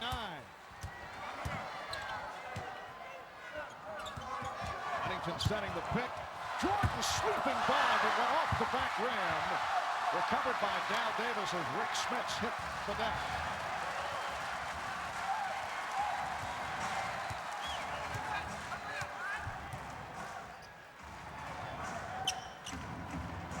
Jackson. Yes. Well, the Pacers responding to the double team as Mark Jackson was wide open. Jackson with the steal. Jackson behind the back, and he will start it all over again. Good job by the point guard, Mark Jackson, exploring the fast break. Not there. The knowledgeable Indiana fans appreciating that kind of small nuance in half-court basketball. Fast break not there. Pull it back out. Set something up. Got clock down to 3. McKey. Indiana with a 15-point lead. Derek McKey with 14 points.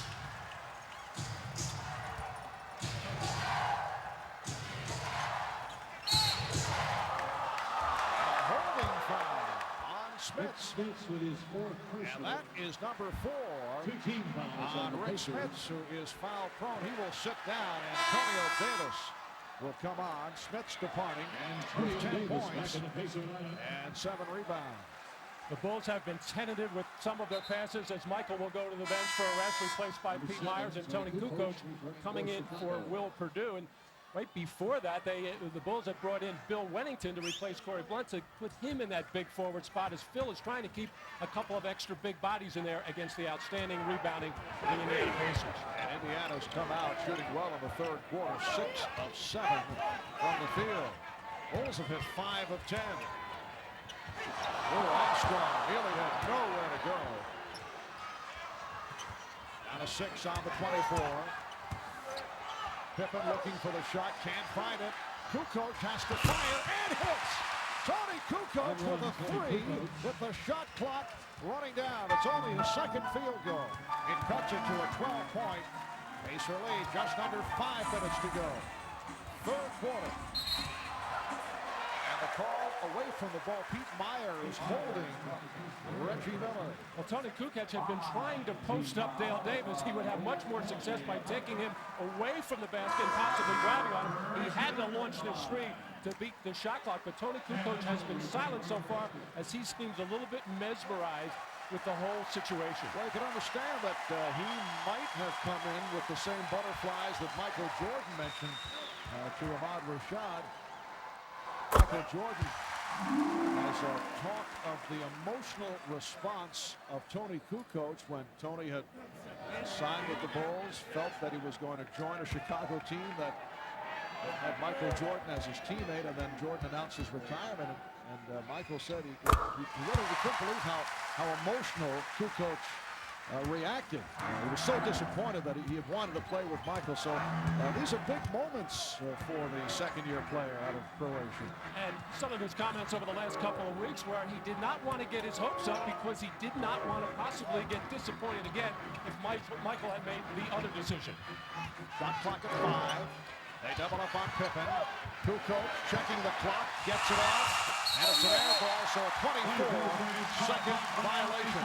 Well, Tony Kukoč is a good post player against smaller players, but when he's being guarded by a Derek McKey, who's really a small forward, but a 6'11" small forward, or one of the Davises, he's better at taking the ball out about 17, 18 feet, facing up and trying to drive into a seam. Reggie Miller isolated against Pete Myers. Myers got picked off. Miller not able to hit the 3. Indiana responding, getting back. Pippen. Yes. Nice move by Scottie Pippen, although the Pacers were able to get back. Chicago was trying to break. And then Pippen cut it to a 12-point Indiana advantage. Jackson, the one-time New York Knicks, one-time Los Angeles Clippers, had a solid game. They double up on McKey. Mitchell. Sam Mitchell extends to a 14-point lead. Now McKey is a tough cover for Scottie Pippen inside. He has a little bit of a height advantage, can shoot over, and that's why the double team came. And McKey smartly got the ball outside to the open Mitchell. Armstrong beating Jackson off the dribble, and it's Wennington with the slam. Bill does that about 4 or 5 times a year. When he does it in either old Chicago Stadium, which is no longer, or the new United Center, the crowd goes wild. He just takes a gamble, takes a run at it, and finishes off the play. Indiana with a 12-point lead. We come up on 3 minutes left in the third. Strong move by Antonio Davis, who also paid for it, and he was fouled, took a shot in the head. Well, a running start by Bill Wennington out from about the right elbow area, guessing just right, and the ball coming right off the rim, right where he is able to finish and tomahawk it through. Wennington called for the foul, sending Davis to the line. A hand for Reggie Miller sitting down. He'll get a rest, leaves with 21 points. Antonio Davis at the free throw line. In his second year out of Texas, El Paso, a second-round draft pick back in 1990. Played in Europe for 3 years, in Italy and Greece, before signing on with Indiana. Michael Jordan now returning. So Michael certainly getting the playing time. Opened up with 9 minutes in the first quarter. Saw considerable action in the second. 19 minutes and all for the half. 28 minutes thus far for Jordan. He's beginning to show some signs. Doing it off the dribble here against Byron Scott. Faced the double team, got it out to Myers. Myers Pacers 69. The Bulls 58. It actually turned into a little bit of a triple team, which really opened up the lane for Myers, who made a nice move going to his left. Now Jordan defensively facing Fleming. Fleming and Scott now in the backcourt. Last touch by Pippen with 11 on the 24.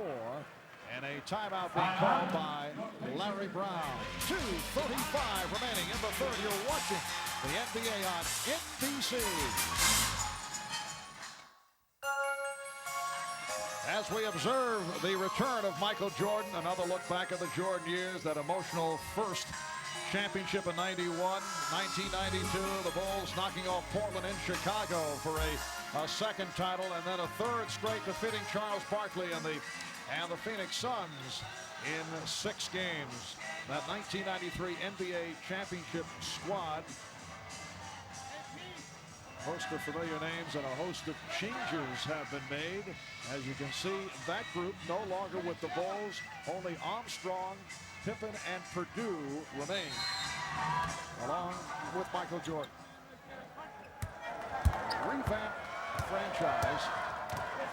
And when you look back at last year, it was truly amazing the job that Phil Jackson and the Bulls did. That's a 24-second violation. Chicago finishing a surprising 55-27, second in the Central. Only 2 games back in that first season without Michael Jordan. They were 3rd overall in the East, and then in the playoffs they swept Cleveland. And in the Eastern Conference semifinals, lost in a grueling series to the Knicks in 7 games. Kukoč trying to shake off Mitchell. Draws the foul. Sam Mitchell picking up his second personal. And Indiana last year with a 47-35 record. A strong finish, and they did the job in the playoffs. They swept Orlando in the first round, beat Atlanta in 6, and they went to 7 against the Knicks. Jordan firing the 3. And a loose ball foul is called again against Mitchell. Well, once Michael gets familiar with the new three-point line, I'm sure he's going to be a much better three-point shooter. You remember a couple of years in their career, he worked hard in the offseason, came back, improved his three-point shooting, but he is still suffering from the rust, and the shooting is suffering most right now. And Jordan is now 4 for 15. Myers posting up on Fleming. Kukoč with the fake. Shot clock at 8. Jordan for Kukoč. Yes! Michael Jordan with the feed for Tony Kukoč to bring the Bulls within 9. 1:35 left in the third quarter. Kukoč on the steal. Try to save it. Lands in the Chicago front court, but handled by Fleming. Well, Michael was zigging when he probably should have been zagging, but that pass thrown behind him to spoil a chance for a Chicago fast break and a thunderous Jordan finish. Fleming has been getting the playing time, coming on as a third guard, very much into the rotation. Here's Jordan spinning his way, giving it up for Pippen, and he draws the foul. Well, the last 2 times Michael Jordan has had the ball in the offensive end, he has become a penetrator. He is, in fact, the point guard right now. Being guarded by Byron Scott, beats him on the penetration, finds Tony Kukoč coming in along the baseline. Excellent penetration, drawing the defense, and Michael knows that he is drawing it and can find open people as Scottie Pippen able to get to the free throw line. I'd like to welcome those of you who have been watching Charlotte and Utah. Charlotte with a 100-92 lead in the final minutes of the fourth quarter. Here at Market Square, it's the Pacers 71 and the Bulls 61 with less than a minute to go in the third. Marv Albert with Matt Guokas, Ahmad Rashad, Bob Costas, Michael Jordan to this point. 4 of 15, 11 points, 3 assists. Chicago in a 2-for-1 situation with 40 seconds to go in this third quarter. Look for a quick shot coming. Kukoč spinning his way. And back comes McKey. Now to 25 seconds to go in the third. Well, they got the quick shot, but not a good one. Off the track foul call. Pippen and Myers combining on Scott, and Pippen is called for the foul, his second. Bulls are over the limit, so Byron Scott to the line. Byron Scott, after 10 years with the LA Lakers, signed as a free agent with Indiana last December. Member of 3 Laker championship teams. Haywood Workman about to check into the ballgame. He has a Band-Aid over his right eye now. He had one on the left side of his face before. When he first came out on the floor, he had it on the back of his head. I don't know if this is some superstition or whatever. Just a cut that is moving around. And Haywood is back. Haywood Workman, a major surprise last year after spending time with Atlanta and Washington. He was able to do the job without having true point guard skills. Very tough player. And a good player defensively, and that's what Larry Brown appreciated last year. But Mark Jackson is back as the starting point guard. They double up on Jordan. Time running out. Here in the third. Jordan played by Fleming. Down to 5 seconds. Now they double up. Here's Jordan slicing his way, setting up Wennington. 1 and 8 seconds to go in the third as Workman pops it. And that's the end of the third quarter with the Pacers 73 and the Bulls 63. Byron Scott not wanting to let Vern Fleming face Jordan one-on-one, comes out but overruns the play, leaving another wide open lane for Michael to get in there, draw the defense, and get the easy one for Bill Wennington. So Michael Jordan setting up Bill Wennington to conclude matters here in the third. Coming up in a moment, we'll pause for these messages from your local station. Well, our staff here at NBC Sports Match just getting younger and younger. It's our youth movement. How about number 23? That's out of date these days. Michael opting to wear his baseball uniform number 45. Certainly thinking of marketing possibilities down the road. Michael in action with number 45 and making the transition back to the basketball court. Fourth quarter underway. Pacers 73 and the Bulls 63. It's some 21 months after Michael Jordan's last appearance in an NBA game.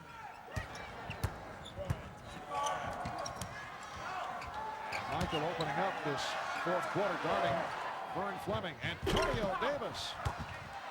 And last touch by the Bulls. But meanwhile, despite the fact that this has not been an effective game for the Bulls, they are hanging around, down by only 10 as this fourth quarter gets started. Mainly because their defense was much more aggressive in the third quarter. They shot the ball better, but the reason why they're still down 10 is the 6 turnovers that they had in that third quarter. And the whistle away from the ball is against Indiana. Byron Scott called for the offensive foul. At one point, Indiana led by as many as 18. Pacers with a good shooting third quarter, 8 for 10 overall in the third. Michael there setting up Steve Kerr coming off a stagger, but good defense by the Pacers, shut it off, but a nice move inside by big Luke Longley. 8-point Indiana lead. Reggie Miller getting set to check back in. Fleming and Scott on the backcourt. Smits playing with 4 fouls up front with McKey and Antonio Davis. Not a good shot by Smits. There's Jordan putting the move on. And Michael looking over to the official on the baseline, trying to figure out why he didn't get a foul call there. He initiated the contact into Smits. Smits. Oh, Rick Smits extends to a 10-point Pacer lead. He is just so comfortable facing the basket from about 15 to 18 feet out front, and really prefers that left box where he wheels across the middle for a little rolling hook. Lead intended for Krause. for Davis. Smits off the ball fake, and a hand check being indicated by Dick Pavetta. Well, Michael Jordan with spots a little lane here, knows he's in trouble with the 7'4" Smits, but shoved that right hip into Smits, looking for the call. Not really complaining loudly, but you could tell he felt he got bumped on this play. One more look at it as Michael just shoved the little hip into Smits, which did follow the shot. And at the other end, Longley is called for the foul. Reggie Miller is back, replacing Derek McKey. Solid game for McKey, 14 points. Well, he does so many good things on the basketball floor that you don't notice. It's all the little things, and of course Larry would like to become more and more aggressive offensively. Byron Scott running into Luke Longley. That is number 4 on Longley. On Friday night in the game against Milwaukee, in a rare occurrence because the Bulls have not been a successful comeback team, they did overcome a 15-point deficit after 3 quarters to beat the Bucks. That is a rare comeback. The Bulls have suffered this season with very poor third quarter. And that has gotten Phil Jackson crazy. Remember several weeks ago, he closed the locker room after a game on a Friday night. Had a long meeting with his coaches the following day, trying to solve the problem. Well, he may be on the way to solving that problem with number 45. You'd say they've had number 45 rejoining his club. That's a nice player to add late in the season. Off the steal, Fleming. Jordan got a piece of it. Fleming ran into his own man. Here's Scott. Not a pretty sequence, but Byron Scott gives the Pacers a 14-point ball. Fumbling, stumbling, Vern did a good job, Vern Fleming, of finally corralling that thing and getting it to the open man. Pippen backing his way.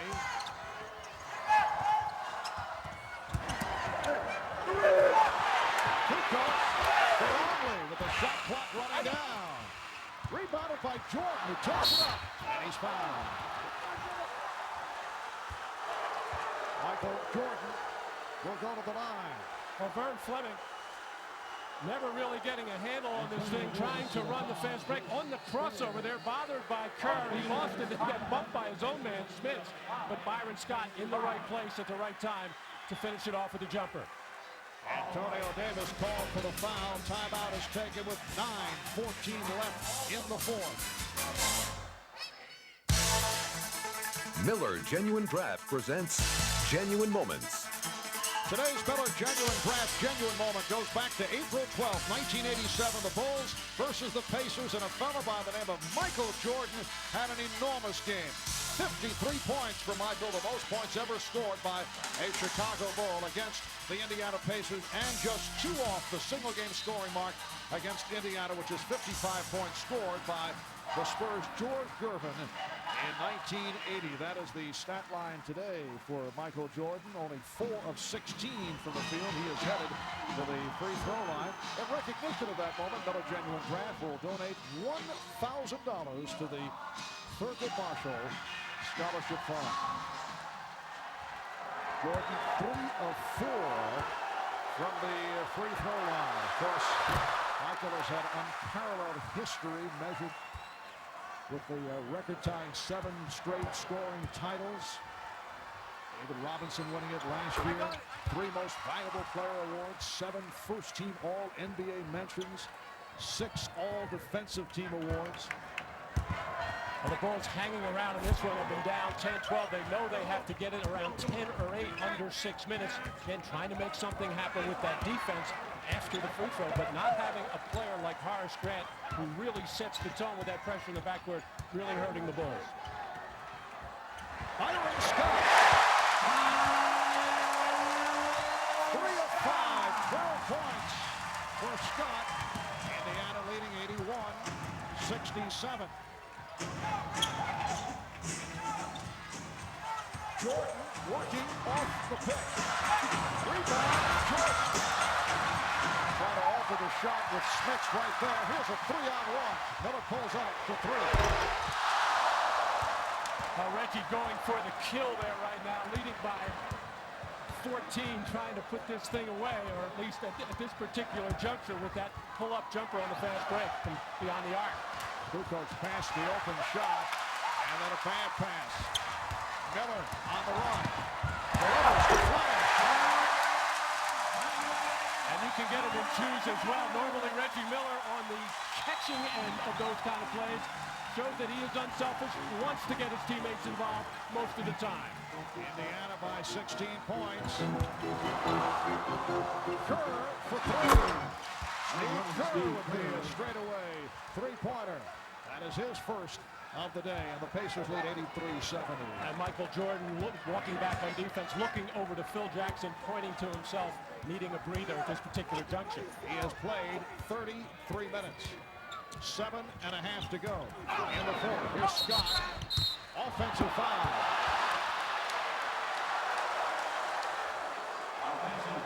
Dick Pivetta, the official, saying that Byron Scott on that penetration took the left arm and warded off the defender. Byron not happy with it, but I think an accurate call by Dick Pivetta.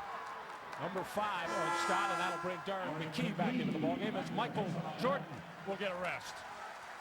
That's Byron Scott coming across the lane, and keep an eye on that left arm as he used that very, very quickly, I might add, to ward off the defender.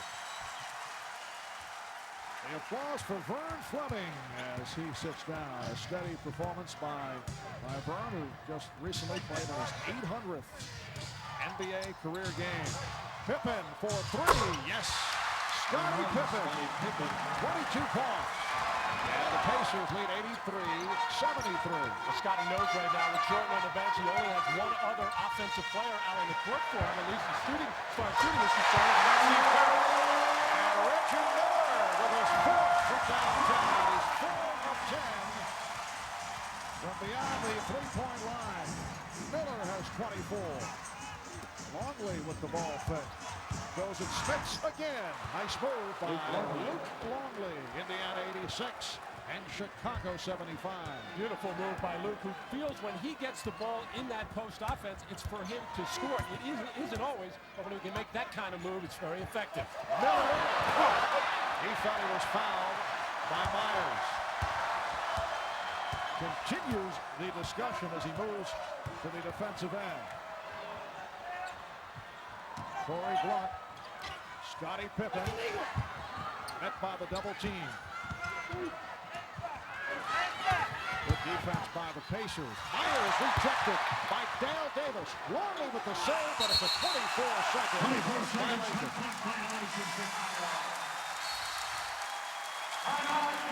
Reggie Miller still upset with the official. Felt he got hit on the last play. This time, coming off that screen, shuffles the feet a little bit, but Pete Myers getting hung up on the pick, and that left Reggie Miller to finger the seams, read the label, and drain the three. And here, after the next three-pointer, when he got hit on the arm by Pete Myers, continues to complain to the referee.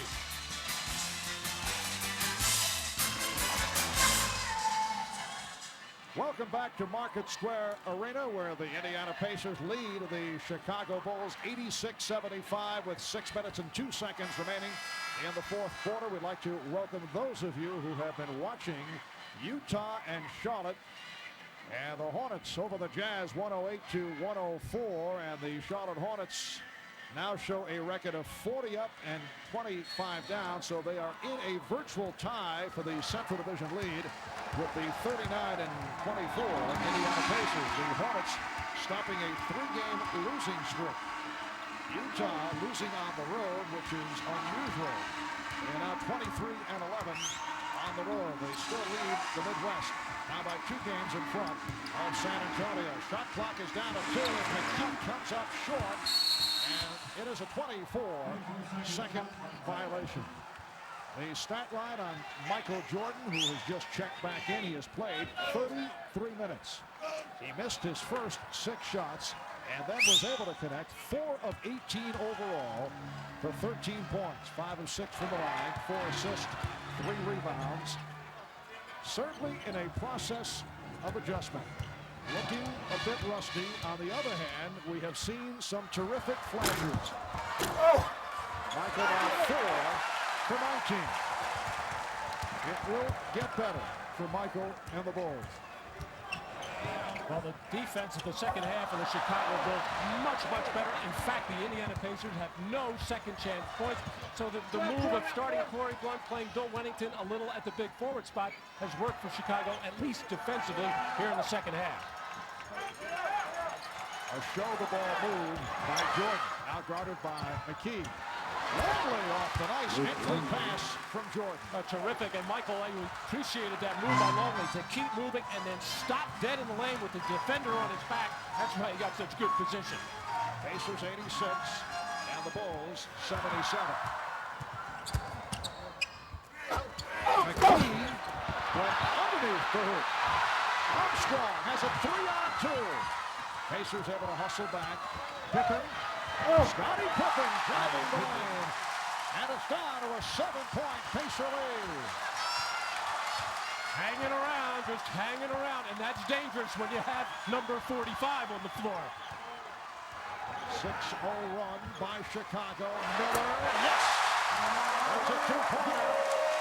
A quick release of Reggie Miller extends to an 88-79 Indiana lead. 26 points for Miller.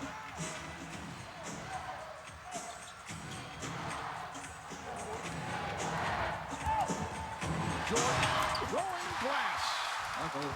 Indiana 88, Chicago 81. 15 for Michael Jordan.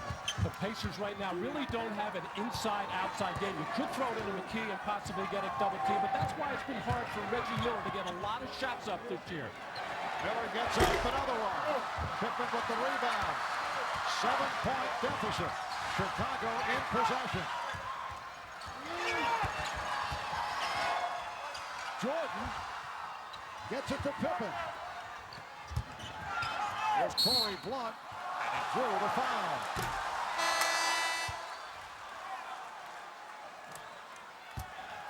Reggie Miller has to depend on baseline screens like that to get open shots, or he also has to get kickouts from penetration. But Michael Jordan, hard drive off the dribble to take it to the open spot, get in the air quickly and nicely using glass. Non-shooting foul on Antonio Davis, who departs, replaced by Dale Davis. 3:05 remaining in the fourth quarter. 7-point Indiana lead. They've led by as many as 18. Pippen for three. Rebound block. Armstrong backs to three-point territory, and he hit it. The lead is down to 5. Jackson calls for time with 2:44 remaining in the fourth quarter. Well, here the Bulls taking advantage of a second shot opportunity as Corey Blunt working hard, and a lot of times the defense will sag in there after the open shot, and that will enable the three-point shooters to spot up behind the line.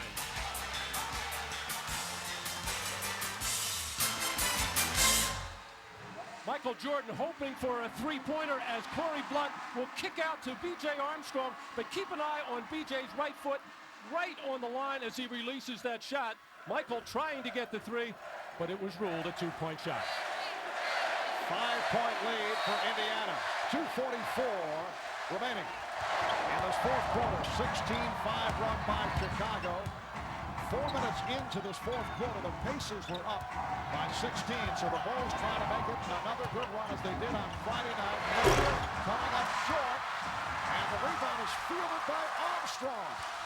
The Chicago Bulls very much alive. Jordan posting on Miller. No help at this point.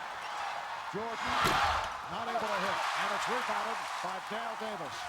Number 18 off the boards for Davis. McKey with the board. One shot by Derek McKey. He now has 16 with 2:03 left in the fourth. The Pacers lead 90-83, and the Bulls take a timeout. Back in a moment at Market Square. You're watching the NBA on NBC. Michael Jordan looking up at the scoreboard to check. Scoring time, has gotten plenty of minutes for himself. A little rusty from the field, or we should say very rusty, at just 5 for 21. Not taking advantage of a possible hand check here. Settles for jump shot, and then the Indiana Pacers will turn it into a wide open jumper on the break for McKey, as once again Mark Jackson finds the open man. Well, let's see, Matt. Wearing number 45, Michael Jordan, 5 for 21, only a 24% shooter. Looking back at his career, wearing number 23 was a 52% shooter. You think they'll stop making all those shirts now? Yes. No. I didn't think so. Timeout rundown. Chicago 3 and a 20. Indiana 2 and a 20. The Bulls in possession. Just under 2 minutes. Remaining on the fourth. Jordan swinging for the jumper. Rebound, Longley puts it on the floor and for the foul. You know, when Michael looks at the tape of this, he's going to see that a lot of the moves were there, a lot of the quickness, the good sharp ball handling. Just a lot of shots early in this ball game did not fall, which I think started to make him think. Here's a typical Michael Jordan move. Good defense by Reggie Miller to turn him away. Michael hanging in the air. He just cannot get these shots to drop. Longley missing on his first free throw. Moved an 82% free throw shooter. Bulls 16 of 24 at the line. Pacers 90 and the Bulls 84. I'm talking to Chicago players. Jordan with the steal. Michael Jordan going. Oh, he dumped it off the block and it drew the foul. Looked like he would challenge Smits. As you say, the moves are there. He's getting the open looks, but in talking to the coaches and various Chicago players, they say that the jump shot was not there in practice, at least Michael Jordan-type jump shots. Well, that steal came off the Bulls' track there, and it looked like the Pacers had it beaten easily, and then just put, and it really was not that bad a pass. Yes, it was a cross-court pass, but Michael so quick into the passing lane. Most teams, in particular the Pacers today, not used to seeing players so quick on that fast break. So it's so hard to practice against it. Not that the Pacers have any chance to prepare. What a 52% free throw shooter, hitting 1 of 2. It's a 5-point lead. Pressure by Chicago. A minute 35 remaining in the fourth.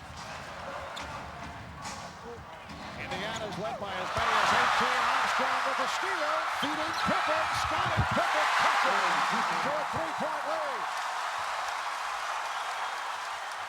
And you can hear the Chicago contingent applauding the efforts of the Bulls. It's down at 3 with a minute and 15 remaining in the fourth. Smits. And it's tipped home.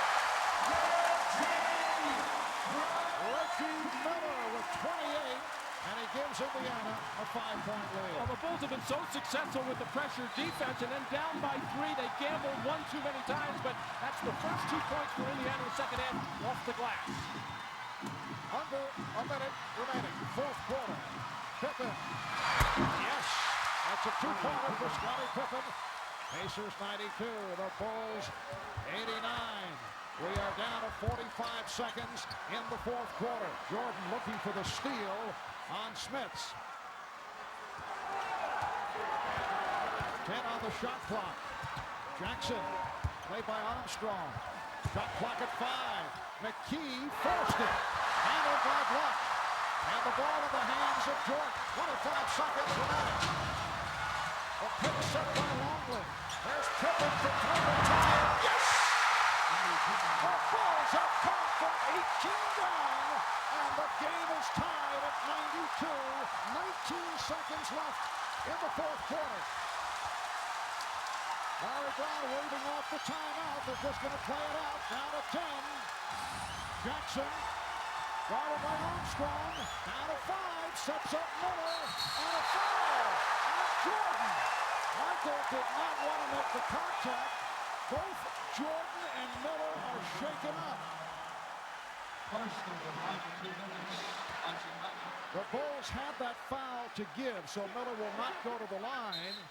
3 seconds remaining in this fourth quarter.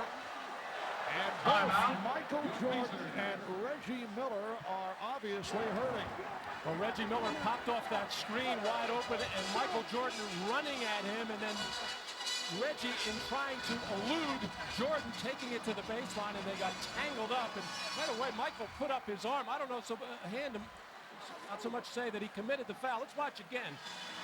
As Michael trying to keep contact, and Reggie eludes that contact, and you see running at him, and now watch the leg.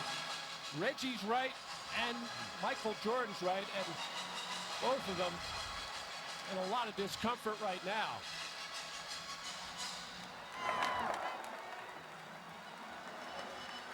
A bizarre conclusion with the Chicago Bulls coming from behind on a 25-9 run. And the two marquee players, Michael Jordan and Reggie Miller, end up on the floor. We'll be right back. Rashad back at Market Square Arena, and on that last collision between Reggie Miller and Michael Jordan, where their legs sort of collided, Michael Jordan came out of this with a cramp. That was his problem, and Reggie Miller almost a bruise. Their legs hit together, and Reggie Miller, both of them appear to be all right. Reggie's still hobbling just a little bit. So it remains to be seen if Reggie Miller will still be in the game. Michael Jordan, as I said before, just suffering a cramp. Mark? All right, Ahmad, we're down to 3 seconds remaining in regulation. The Chicago Bulls, with a surge in this fourth quarter, have tied the game at 92. That's the timeout rundown. Bulls 3 full timeouts plus a 20. The Pacers 1 plus a 20. And the Bulls have a delay of game to try to find out what the play was. They found out a little bit about where Mark Jackson was going. Of course, the number one option here would be Byron Scott, their best perimeter shooter. And now a 20-second timeout is taken by Larry Brown. So he'll want to make an adjustment. Indiana down to 1 full timeout. Reggie Miller remaining on the Indiana bench. Michael Jordan staying on the Chicago bench. A 25-9 run over the last 7.5 minutes by the Bulls. For the second straight game, they come from way back. Great sign for Phil Jackson and the Bulls. And you can see things building as Michael Jordan is finding a rhythm, as we have been discussing, not able to hit his shots, but certainly getting the good looks and certainly instrumental in the Chicago comeback. And the Bulls did it with their defense and keeping Indiana off the glass and making some timely jumpers, in particular B.J. Armstrong and Scottie Pippen with the major 3 there. Now, a guy to keep your eye on here is Rick Smits after a pick is set, because he presents a big target, can catch, and then make another move to score. McKey throwing in for Jackson. Back to McKey for the shot, and we go to overtime. The Chicago Bulls and the Indiana Pacers head to an overtime session at Market Square. The Bulls 92 and the Pacers 92. Back in a moment.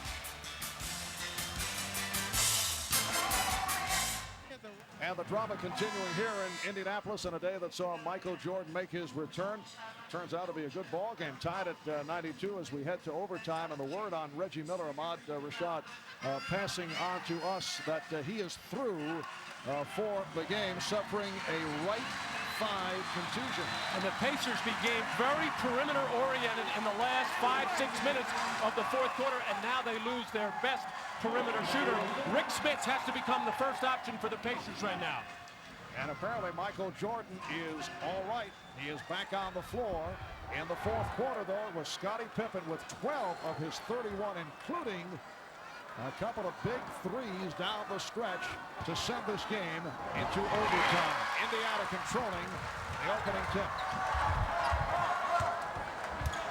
Michael Jordan has played 39 minutes, 5 of 22 from the field. And a foul is called. Smits off a double team, hit by Luke Longley. Well, they do go right into Rick Smits, and Longley does the smart thing, takes away the middle from Smits, but commits the quick foul. Aaron Scott facing a double team. They go right back to Smits, working against Longley. Shot clock at 10. Smits.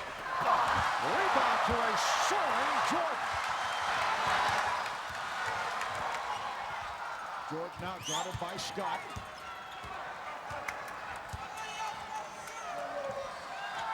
Longley, Blunt, Pippen up front. Armstrong, Jordan in the backcourt. Jordan gets inside, try to get it to Longley. Shot clock at 3. Jordan has to pump it.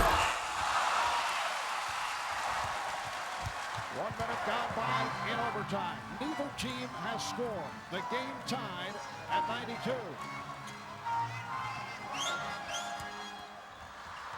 Dale Davis for Mark Jackson. Shot clock at 6. Jackson on the foul. A whole bunch of people hit that. Mark Jackson will get credit for it. I think Corey Blunt got a piece of it as well for one of the rare second shot opportunities for the Pacers in this second half in overtime. Blunt keeping it alive, getting a new 24. For the Bulls, this is their 6th overtime game. Nice backdoor pass to Blunt, rejected by Dale Davis. That's his 4th block. Oh, what a tough inside defender. Beautiful bounce pass from Luke Longley. And Corey Blunt not able to take it to the rim strong enough, and that enabled Dale Davis to get back in there and swat it out. However, the Bulls do recapture the ball. Michael Jordan. Yes. Michael Jordan. And the game is tied at 94. 17 for Jordan. Chicago 1-4 in overtime games this season. Pacers have won 2. They've lost 1. Scott with the answer. Comes right back at Jordan. And the Pacers lead 96-94. Just under 3 minutes to go in overtime. Well, the Bulls had a lot of success coming down the stretch with just spreading the floor and creating that kind of penetration.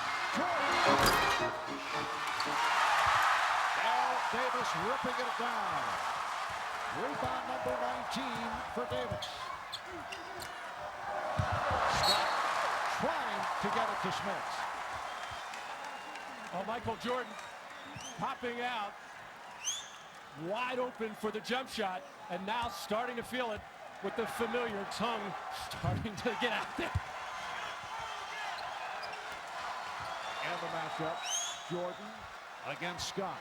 Waves Longley over, goes to the crossover, changes his mind, did not force it. Pippen, air ball, knocked out of bounds. Last touch by Smits. Chicago maintains possession with 4 on the 24. And so typical of the Chicago offense, when they try to run something set, they invariably wear down the shot clock and wind up having to take tough shots like that. Timeout is being called. 2:14 left in overtime. The Pacers lead by 2.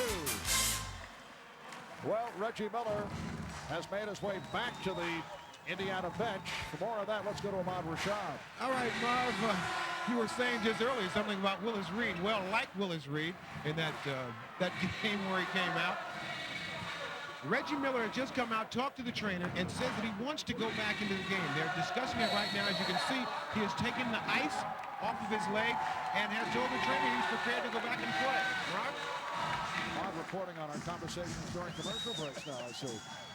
No, Marv, that's one of those kinds of injuries where it's going to be very, very sore later tonight and tomorrow, but putting ice on it quickly and the rest of your body still relatively warm, it's possible that he could go in there for a last-second type shot at the end of the overtime period. 4 on the shot clock as we resume. And we get the whistle. Early delay of game warning. Charge on Indiana. Derek McKey not giving the proper room to Scottie Pippen on the inbound. And now they're going to put 10 seconds on the shot clock instead of the 4. It's a big break for the Chicago Bulls in this situation.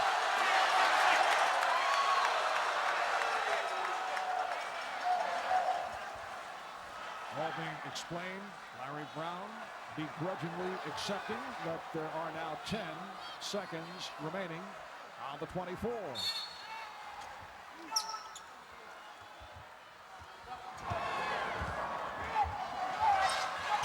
Shot clock down to 6. Jordan lost the grip. Pippen on the recovery. And the ball goes to Indiana. Michael's just disgusted with himself right now in that situation, trying to get into the lane and just mishandling the ball. And that's going to happen for a while. All these little things that rarely happen to Michael Jordan are happening for him today. Indiana with the ball. They lead by 2. Jackson behind the back for Smits. Smits, he had it deflected. Kept alive by Dale Davis. He's rejected. And a foul against Chicago. Foul committed by Corey Blunt. Well, all the attention was surrounding Rick Smits as he was trying to make a move into the lane. Everybody trying to block the shot, or at least 3 people, and that left Dale Davis, who has been doing major damage on the offensive glass, all alone there to do battle with Michael Jordan. Dale Davis with his 20th rebound. That's a season high, but very shaky at the line. Only 53% from the foul line, and he is 2 of 5 here this afternoon.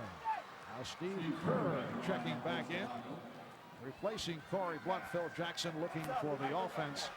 So Blunt sits down, and Chicago with a combination now of Kerr, Armstrong, Jordan, Pippen, and Longley. And with both B.J. Armstrong and Steve Kerr out on the floor, spreading it, getting it out on the wings, beyond that 3-point line, gives more room for Scottie Pippen and Michael Jordan to operate by getting into the lane and creating something. Brown countering by bringing out Hayward Workman, and Rick Smits sits down. Davis connecting on 1 of 2. Indiana leads 97-94. A minute 45 remaining in overtime.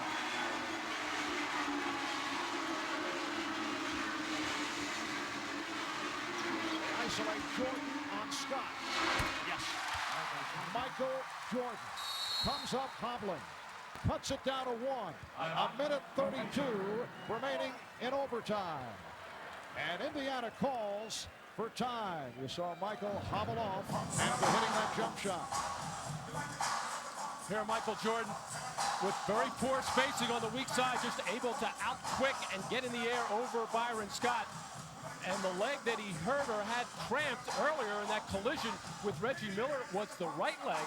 This time Michael is pulling down the sleeve with a problem with the left one. So Jordan now 7 for 26 for 19 points in his 42 minutes. Reminder at the conclusion of this game, and we are in overtime, minute 32 to go. 1-point lead for Indiana. When we wrap it up, we'll send it back to Hannah Storm at our New York studios, and she will explain why Phil Simms has decided to remain in broadcasting. He has signed with NBC Sports rather than sign up as a member of the Cleveland Browns. So Hannah will fill us in on that. It's got to be a lot safer at NBC. In most cases. We're not quite certain about that. Byron Scott knocked away by Michael Jordan. Now both coaches going offense, defense. Rick Smits is back into the ball game right now, as is Corey Blunt replacing Steve Kerr. Indiana 2 of 6 from the field in overtime. Here comes Reggie Miller. So Reggie Miller, who appeared to be through for the rest of the game, is limping his way back out of the court. Shot clock at 8. Mark Jackson. Mark Jackson providing the patience with a 3-point lead. A big gamble there by B.J. Armstrong. Really wasn't necessary. Took himself out of the play and left Mark Jackson wide open and played a solid game. Yes, 10 points and 10 assists for Jackson. And a foul is called. And checking call on Jackson for the Pacers there. Their 4th team foul. The next foul for either club would put them over the limit. And Larry Brown wanted that foul to be committed. No free throws involved to get Reggie Miller out of the ballgame right now. He is just hobbling, unable to move at all at either end of the floor. It's one out of the pages of Mike Reardon, the early 70s, giving the foul as instructed by Larry Brown. Here's Jordan. Lost it and then regained. Blocked with the driving hook. Rebound McKey. Indiana by 3. 40 seconds left in overtime.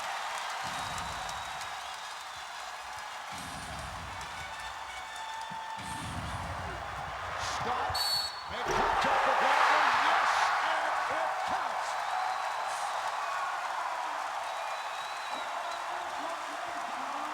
What a terrific play by Byron Scott, knowing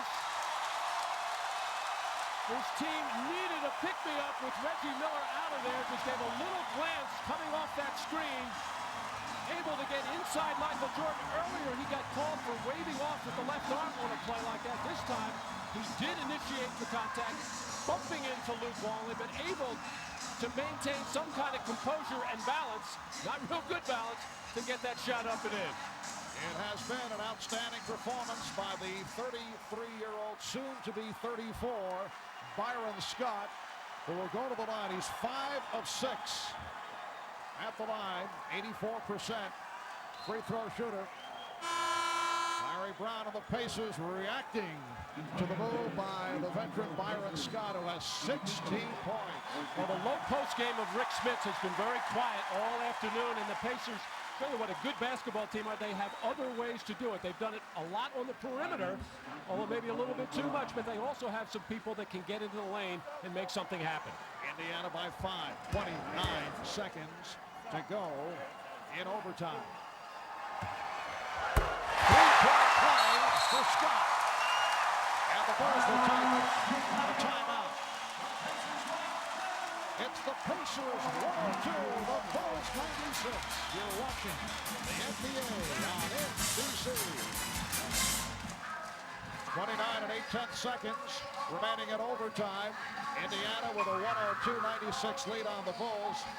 Reggie Miller, who was thought to be through for the game after the collision with Michael Jordan at the end of regulation, did hobble his way back for one sequence. Michael Jordan has been limping, although he has hung in. I don't think Michael had an overtime in mind when he was thinking of making his return. He has now played 44 minutes. He has sat only 9 minutes. 19 points, 6 rebounds, 6 assists, 3 steals. Only 7 of 26 from the field. Well, Michael had the cramp earlier, then a little bit of a leg injury here. He has been the most resilient athlete, however, that I have ever seen. He'll be sore tomorrow, but he can bounce back. We apologize for the brief technical difficulty experienced. But all is back in working order. Jordan goes off the mark. Pippen trying to keep it alive, and he did. Although Larry Brown is upset with the call. Last touch by the Pacers. It will be Chicago ball with 20 and 2/10 seconds to go. It wasn't that Larry didn't have a good look at it. It was right in front of his nose as McKey and Pippen went for it, and it did appear that Scotty was the man that knocked it out. Another shot for Jordan. That is number 28. Kukoč. Rejected by Davis. Block number 5 for Dale Davis. Final seconds. And the foul is given with 7 and 7/10 seconds to go. And the Pacers hearing it from this capacity crowd. A lot of heroes today for the Indiana Pacers. There's one of them, but none more than Dale Davis, who did it on the boards and did it with block shots. And as I said earlier in the game, Mark, he is not even 100% and probably doesn't figure to be the rest of the year because of those shoulder problems that could go out at any time. But if he can play like that the rest of this regular season and into the playoffs, the Pacers will be in excellent shape. Vern Fleming, a 70% free throw shooter on the line. Dale Davis, 20 rebounds, 5 block shots. 103-96 Indiana, and Phil Jackson is called for time. 7 and 7/10 seconds to go in OT. Indiana Pacers looking to make it 2 of 3 on the season against the Chicago Bulls. A lot of emotion on the court here for both clubs. The Bulls came out in shaky fashion, trying to adjust, although they looked very tentative in the early going, trying to adjust to the return of Michael Jordan. Indiana Pacers looking to play off, use it as for motivational purposes, and they certainly did, led by as many as 18. Chicago with a great burst in the fourth quarter, coming back, sent the game into overtime off the scoring of Scottie Pippen in the fourth quarter. Pippen coming up short. Time running down. 3 seconds to go. It will be Indiana ball.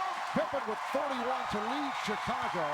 Miller with 28 and a gallant effort for the Pacers, who have won it in overtime. 103 to 96.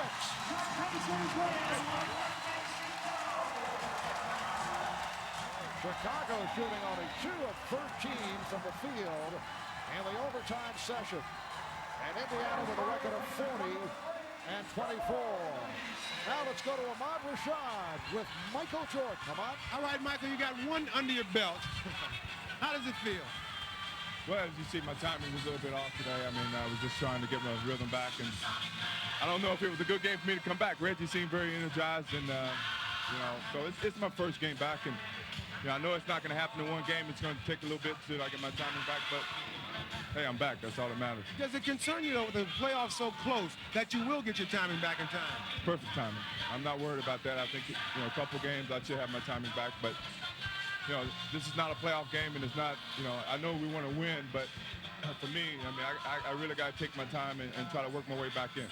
Let's clear up a few things that have come up. They're talking about you. When you coming back, you had some assurances that Scottie Pippen was going to be here and B.J. Armstrong. Is that any truth to that? I'm only back for the love of the game. I'm not back here for extra money. I'm not back here, you know, I was hoping, and I'm still hoping that Scottie Pippen and B.J. and Phil, all those guys would be back. And, you know, so it's not my place to make those decisions. But, you know, quite simply, I hope everything works out, you know, for all 3 of those guys. But, you know, I'm back for the love of the game. And what about the fact that you had something that you didn't have to go to practice, or some kind of clause that you wouldn't practice? No, I love practice. I need to practice. I cannot skip practice. I need it. You know, today really showed me I need to get back into practice. Last question, Michael. You left at your peak.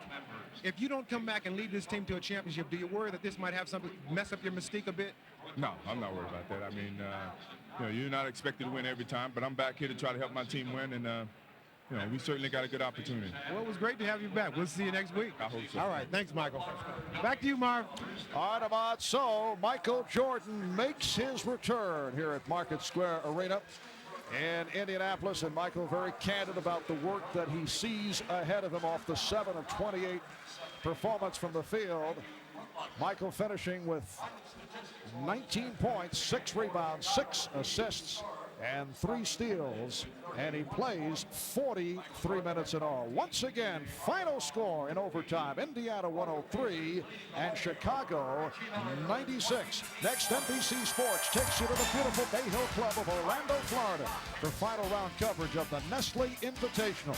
And right now we'll be sending you back to our update studios in New York, where the now for sure retired Phil Simms will be live with our Hannah Storm. So for Matt Guokas and Ahmad Rashad and Bob Costas, I'm Marv Albert saying so long from Indianapolis. Again, the final, Indiana 103 and Chicago 96. Reggie Miller, Michael Jordan dueling down the stretch. The Pacers go to 40 and 24. They remain a half game over Charlotte earlier today. Charlotte defeating Utah. For Indiana, 3 straight wins, 6 of the last 7, while the Bulls see a 3-game win streak come to a close. They are now 34 and 32. That wraps it from Market Square. This has been the NBA on NBC. All right. Well, we were worried for 3 quarters we weren't going to give them a game for their money's worth. And we finally pulled something out, got the game back where we could win it, at least have a chance to tie it and win it in overtime. And it turned out to be a good basketball game, although we struggled all afternoon with their defense and with their size. They were quick to the ball. I thought Indiana played very well. They're a good team. They're going to be there in the finals, at least in our conference or somewhat. Now, if you don't want to be quiet back there, I'm going to quit talking. I don't think they can hear. Can you hear? I don't think probably not. Because I need to have quiet when I talk. But anyway, I thought Michael, who showed his brilliance tonight in many ways, you can certainly see that his shot was a little bit long all day long, or at least it wasn't right there, but played very good basketball for us, gave us a lot of impetus. Obviously, the team was a little bit out of sync and out of rhythm. And for a while, it cost us a little bit. I thought the first quarter and a half, we played very tentatively and very misdirected until we got ourselves some energy going with some pressure up court. Other than that, you know, we got this team one more time, Indiana, in our home floor. We look forward to that matchup come later on this month or next month. Might there have been too much adrenaline? Oh, obviously, there's, you know, here you guys are. I mean, this is a reason why it got too high and a lot of energy there. But I thought, you know, the team that I have has played, you know, 9 of these guys haven't played with them before. And so it's an experience for them, too, and it's an exciting experience for them, and they did pretty good. I was pleased with it. Did you expect that he'd play 43 minutes? Not at all. I told him I didn't expect the overtime.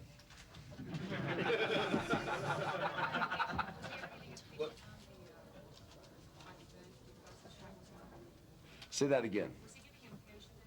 He was disappointed his shot didn't go in. Obviously, he had some great looks, especially in overtime. A couple three-pointers that were right at the basket didn't fall down for him. And a couple things at the basket, you know, on the drive that didn't go for him either.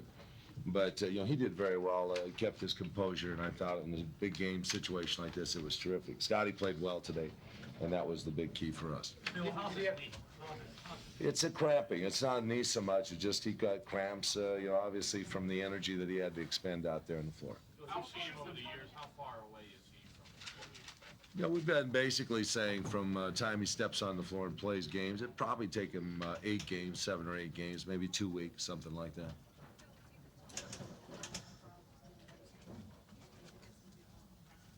It was tough for Tony because this is a very difficult team for him. Their big lineup, the size that they have, the quickness to the basketball, the physical nature that Indiana Pacers bring to the floor, all those things were difficult. And Tony was out of position a little bit today. So that Dale Davis hurt you all more than anyone else on their team? Say that again.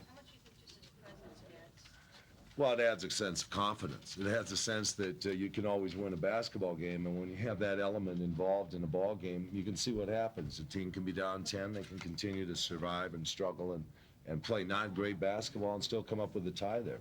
Lace? Yeah, Dale Davis hurt you more than anybody else. That's true. The rebounding was you know, really a very obvious problem for us today, and that's what has been the problem for us all year. So we're not going to solve that in 1 or 2 games, but I thought Corey Blunt, Luke Longley came in, held the inside relatively well. Just kind of talked about us not setting foolish expectations. Why don't you prevent us from doing that? See one game, another team, a good idea what this team is possible. Well, you saw I struggled with the lineup a little bit, dithered with it and dickered with it as we went through the game. And it's going to take a while finding a lineup that's going to play together out there and figure out how to play together.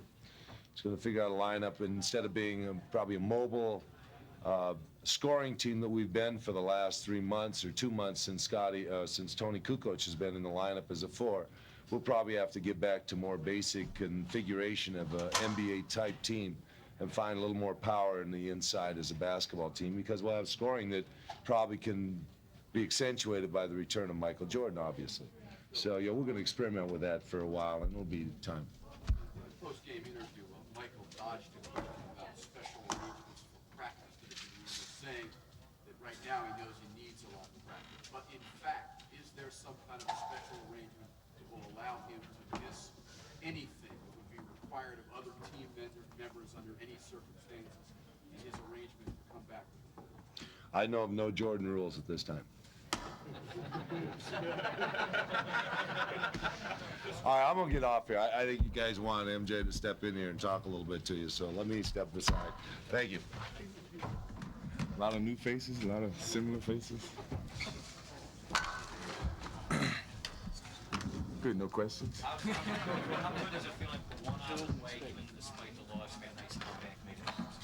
Well, I mean, it was pretty disappointing from my standpoint, you know, and quite naturally, as a competitor that I am, I wanted to come out and do well, and maybe that's probably one of the reasons that a lot of shots were short, layups was a little long, you know, whatever it may be, but it felt good competition playing against, you know, Indiana's playing good, as you know, and the Bulls were playing good until I came back. Is this more fun than baseball? I don't know. I haven't figured that out yet. I'm too tired to think about it. But, I mean, at least I know what I'm doing. I think I do anyway. I'm back to the end of the season. I know that. I mean, you know, there's a lot of things happening in the NBA right now, you know, with the collective bargaining agreement. And, you know, I'm looking to be around for a while, and hopefully you don't have the same situation in baseball that you have, having same thing in basketball that you have in baseball. And, Michael, why did you come back? What went into your decision to come back? I love the game. You know, I had a great opportunity to come back. You know, I tried to stay away as much as I could. I mean, the more active that I was in other sports really kept my mind away from the game. And I was really, when I was in baseball, I was a very far distance away from the game. But, you know, when you love something for so long, I mean, when you try to walk away from it, I think at the time that I walked away from it, I probably needed it, you know, mentally more so than anything. But yeah, I really, truly missed the game. And I missed my friends, you know, certainly I missed my teammates. And I missed the atmosphere a little bit. And, you know, so I was eager to get back into the, you know, the rim of things. And sadly enough, you know, a lot of things happened in baseball that, you know, really wasn't fun and very confusing from my standpoint. And, you know, so that kind of went down the drain. And so I had a lot of wasted competition. When did you know in your own mind, Michael, that you were coming back? How long ago? Get a towel, please. I don't know. I mean, it was one of those things where you had to evaluate. You know, I had to evaluate a lot of different things. I mean, you know, from my standpoint, you know, making sure that it wasn't one of those things, a repercussion from not playing a game of baseball or, you know, being frustrated with the game or whatever it may be. I mean, I had to really make sure it was something that I wanted. And I mean, as much as you guys tried to speculate, it didn't just happen overnight. I mean, you know, I had to take that time, take a lot of points to evaluate. Excuse me?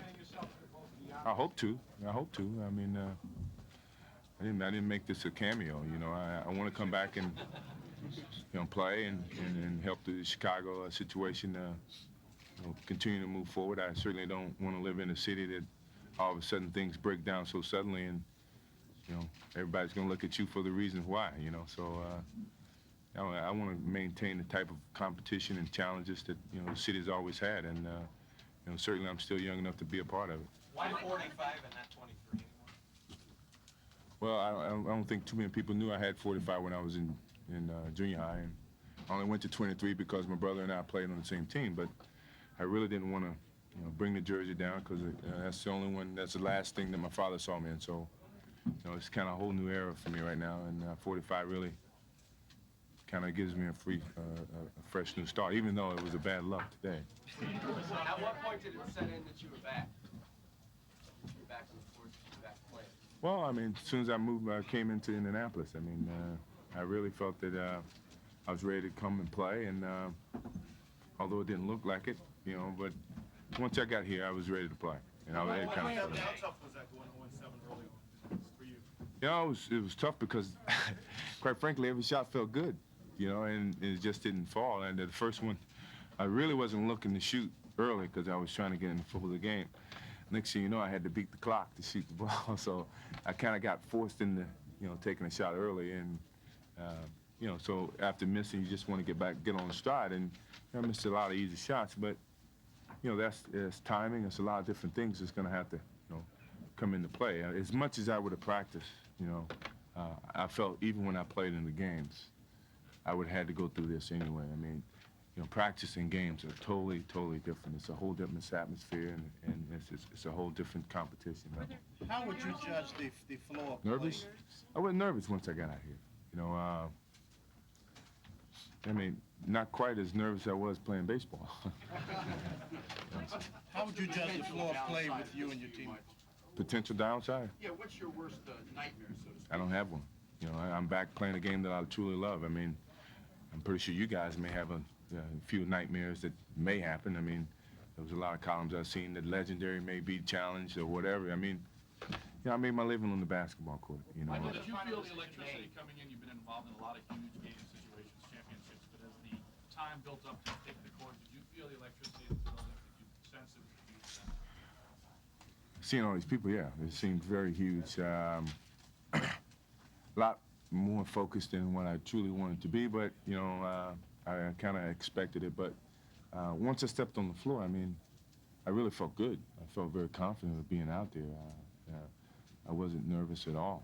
You know, I was a little skeptical about, you know, how tired I would get and how much wind I had. And playing 43 minutes, I started cramping up at the end. So that told me how old I am too. So.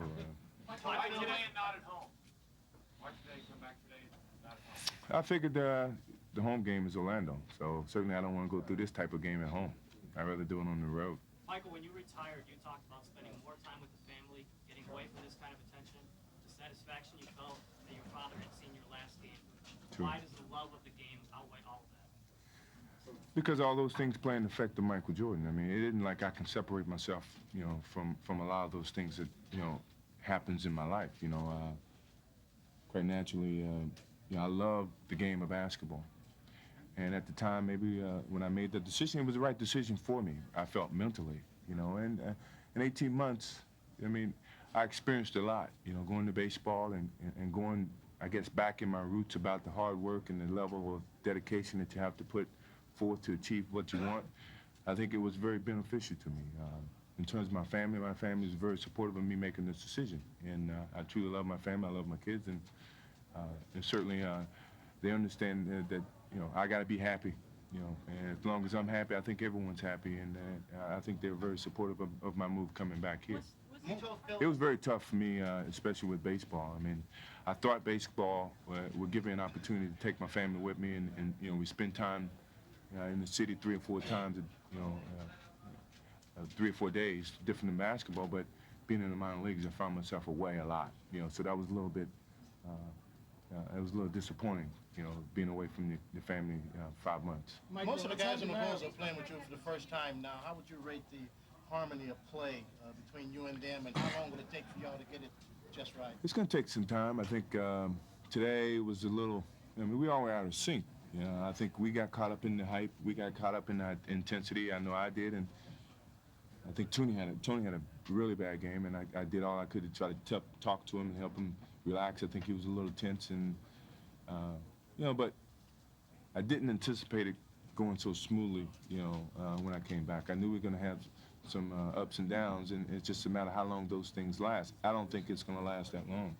Let's hope not. Michael, what role did the baseball strike play in your decision to come back? It played a lot. You know, I mean, it's a lot of confusion down there right now, and you know, somehow, even though I didn't really want it, I was somehow in the middle, and it wasn't a great feeling. And I had a lot of sympathy for a lot of guys down there who had to make career choices, and you know, sometimes even when they made the career choices that they felt morally was best suited for them, they got penalized, and they got treated like criminals almost. You know, Can you talk about and I thought that was truly unfair, and it's really not fun to play in that type of environment. You know, even though I learned a lot, I really truly respect the minor leaguers, and I think a lot of people should. Can you talk about Scottie Pippen, Michael, in terms of his attitude being re-energized since you've come back? Well, I mean, I think it was kind of tough for Scottie. I think we all have to understand the situation that he was kind of put in. You know, he's gone from winning 3 championships to really have to expand this game and more or less do a lot of the work, and that's very frustrating. I think he had a very frustrated year last year. I think he's very motivated because of the possible renewance of more of a challenge with myself and some of the other players. Hopefully we can help him out quite a bit, and you know, he's a heck of a talent, and you know, hopefully I can take some of that leadership role away from him. What's your perspective on the upcoming playoffs? What does it mean to have the support from your peers around the league, like you received in terms of welcoming you back? Well, it's great. I mean, I really feel that's a very motivational factor for me. I mean, I really didn't anticipate them not wanting me to come back or hated that I came back. I really think that, you know, they have similar loves for the game, and I probably would give them the same respect if they left the game and then came back. I mean, I think that's a mutual understanding. Michael, what was the biggest roadblock remaining? Actually, even before you announced you were coming back, the week before, the 5 companies that use you, the largest ones that use you as their chief salesman on TV, had their stock go up $2 billion, an average of 4%. What will this mean to you? And even if it doesn't mean a penny to you, what will it mean to the companies that you work for off the basketball court? So I'm CEO of all those companies now, huh? Well, you know, quite frankly, you know, they were really supportive of whatever decision I made, you know, and quite frankly, because of the speculation of me coming back, increase, you know, certainly some of their business opportunities, or certainly probably some of their speculation. I'm happy for them. It doesn't trickle down to me. You know, I had my contracts all intact, you know, so it really doesn't enhance, or if I wouldn't have played, it wouldn't have taken away from that. So that wasn't a decision for me to come back and play. It wasn't a financial decision. Neither from my contract or, you know, I mean, as you know, it's a moratorium, so certainly I can't talk to the clubs about any extended contracts, and, you know, I'm under the same contract that I had when I left the game. So, you know, there's nothing under the table. I wish there were, but it isn't, you know. So I'm strictly back for the love of the game and no added money. You know, I didn't have any stipulations in terms of, you know, Scotty's got to be here, or Scotty's got to get a new contract, or BJ or Phil. I asked, certainly, I asked for my own, you know, knowledge, you know, but I didn't request at all. What's your perspective on that? What was the last roadblock that you had to clear before deciding to come back? What was the final thing you had to get out of the way? Well, I mean, it was just, I had to really evaluate, make sure that it was a decision that I wanted because I love the game, and not that it was something that I was doing because I can't play baseball now. You know, so it was, I had to evaluate my love for the game, and, you know, it's strong, and I'm very happy to be back here playing the game of basketball. What's your perspective on baseball? Would we be here today? I don't know. You know, I think I was improving. I mean, certainly with the strike, it, you know, it limits what I could improve because of the, you know, situation, either playing in the games or not playing in the games. But I can't say that it, you know, if I would have still been in, you know, baseball, I would be in the majors, you know, whenever the strike came, you know, ended. But I was making progress, and I felt that whole situation really confused the issue for me. You know, I was there strictly for the love of the game, not for the, you know, financial aspect of it. Oh yeah. No. What's your perspective on the upcoming playoffs without a dominant team? I think the upcoming playoffs is pretty open. You know, I mean, naturally you got your favorites. Everyone's going to have their favorites, but I mean, you know, this team may have an opportunity to do that. You know, when I looked at it and I evaluated, I think you got the last 7 championships have been won by 3 teams. You know, Chicago, or, you know, 7 out of 8. Chicago, Detroit, and the Lakers. And the Lakers been kind of rebuilding, and Detroit's rebuilding, and, you know, Chicago's got 4 of those or 5 of those players have been on that championship team. So, you know, we know how to play in those type of situations, and, you know, that may give us an edge that people tend to forget about. Do you expect your presence, Michael, to be a magnet to other free agents in the offseason? Talking about, you know, not robbing yourself your 4 years in your prime of not robbing. No, he never gave me that conversation. He gave me that conversation before I left. Right, but it was part of your decision to come back, not wasting the few years you have left, or how many ever years you have left. Was that part of your thinking? No, I think, you know, quite frankly, I really felt that I wanted to instill some positive things back to the game. You know, there's a lot of negative things that have been happening to the game. And I guess in terms of me coming back, I come back with the notion of, you know, the Magic Johnson and the Larry Birds and the Dr. J's, all those players who paved the road for a lot of the young guys. And you know, the young guys are not taking care of their responsibilities in terms of maintaining that love for the game, you know, and not let it waste to where it's so business oriented that, you know, the integrity of the game is going to be at stake. So, you know, I'm back for those guys because I'm able to come back. Some of those guys are not able. If they could, I'm pretty sure they would. Were you under pressure to cross the baseball picket line? Were you afraid that issue might come up? Well, I mean, it was one of those issues that really was confusing, but it's a dead issue, so certainly I don't want to get into that. I mean, I'm not a part of that anymore, and I hope they settle that situation, but something that, you know, truly I don't have to worry about right now. Michael, you had no dunks today. You had no dunks today. Were you jealous of Wennington? Yes. Yeah, I mean, every time I went to Hawaii, it seemed like 4 or 5 people came over there, but it's okay. You know, I can live without. I was cramping up so bad I didn't really want to dunk. Bill says 8 games before you're back to. All this circus is out there now. Have you resigned yourself to this is just part of your life? You're not going to Well, for the time being, you know, I saw it in baseball, which is kind of a little bit ironic because I figured that I'd have a little bit more time away from you guys, and it's more in baseball than it is in basketball. I'm more exposed to the fans and to the public in baseball, far more so than in basketball. But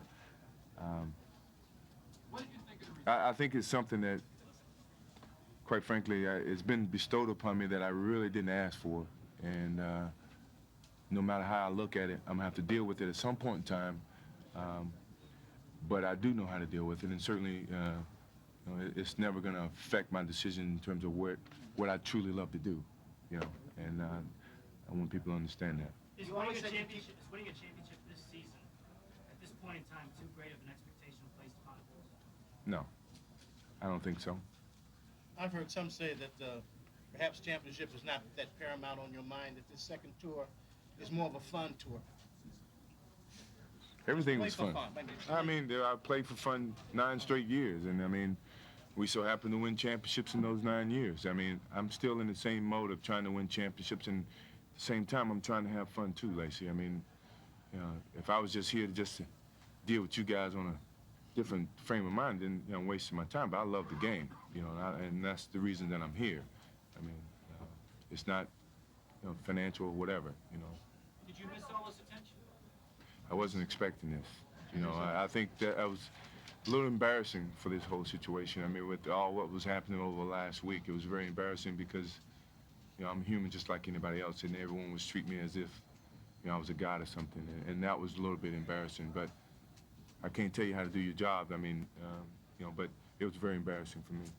Did you miss us? Because we sure missed you. At what point did you really start missing the game, start looking at boxing? You know what? You know, when I was, this is ironic, when I was down in the minor leagues, every guy wanted to play me in basketball.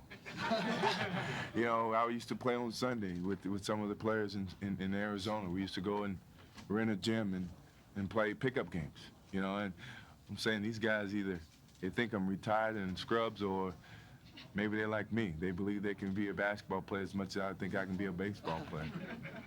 But I mean, each time that I played, my appetite got a little bit, you know, wetter. Michael, do you anticipate being back next year? And if so, do you I hope so. I hope it's. Expect your presence to act like a magnet to any free agents that will want to play on a championship team? I mean, that's a career decision. I mean, that's something that I truly try to stay away from. I mean, you know, if you feel that from a financial standpoint, from a family standpoint, that Chicago is somewhere where you could come in and play and make your living, then great. You know, I plan on being around at the end of my contract, and hopefully you don't have a strike or anything to that nature, but you know, I plan on being around to that end. And you said you wanted to see this contract through, and that was it. But if the love or the hunger for the game lingers, is there a possibility of another 1 or 2 years after this contract, Mike? Sure. You know, I never block that out. Never say never. What do you hope your return will do for the integrity of the game that comment you'd made earlier? How do you... I love the game, you know, and you know, I'm not making astronomical dollars playing the game of basketball. Let's not talk about off the court. But I just think you should respect the game, and certainly, you know, certainly not take advantage of it. You know, just be positive people, you know, and you've had some negative situations in the past, and certainly we all can learn from that and be positive about the game and act like gentlemen and act like professionals. That's what we are. And, you know, when you don't do that, then certainly the integrity of the game is at stake. Michael, one of the reasons that Tony came back, lack of respect for the game on the part of some of the younger guys. Talk about that together. Well, I mean, when you look back at all the great players that play the game and what they tried to pass on is a legacy of being able to play this game for a living. You know, quite frankly, we make a lot of money playing this game. You know, but that doesn't mean you take this game for granted. You know, and you treat it like dirt. I think for the players that's coming behind you, you want them to be viewed as people and not just dumb jocks or dumb athletes who make a lot of money. They're professionals, and we're professionals, and we're being treated like lawyers and doctors because of the salaries that we receive. So let's act like sensible people and do the jobs that you're asked, and certainly not use it as some sense of power to do whatever you want just because you have those thoughts. Michael, Tony Kukoč came to the States mainly or partially to be your teammate, and then you retired. He was really affected by that. Can you talk about what it was like back then with him when you first met him and when you decided to come back to your exchange? Well, at the time, I mean, when Tony came along, I'm pretty sure he thought I was going to be playing, and he was very emotional, but he was very hopeful about the opportunity of playing with me, and I really felt bad at the time that he's dedicated himself to come here and play and learn the game of basketball, but I didn't really have to be here to learn the game. I think that's one of the reasons that he came here too, was to understand the game of basketball from an NBA standpoint. And I think that's something that he's learned, and he will continue to learn. Even if Michael Jordan's around or not around, I think that's something that he truly is going to have to learn. And being that I'm here, I'm going to try to help him out as much as possible.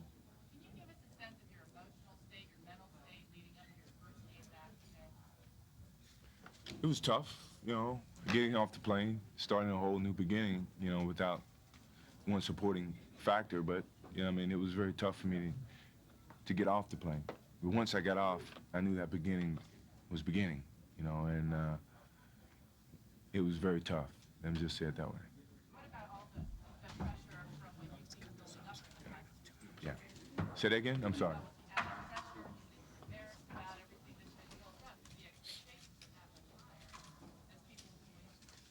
Well, I think the expectations now is, well, can he do the same things that he did 2 years ago? That's simple. It's once I do those things, how far else do I have to go? That's the tough part, but I look forward to that challenge, believe me. In your soul searching?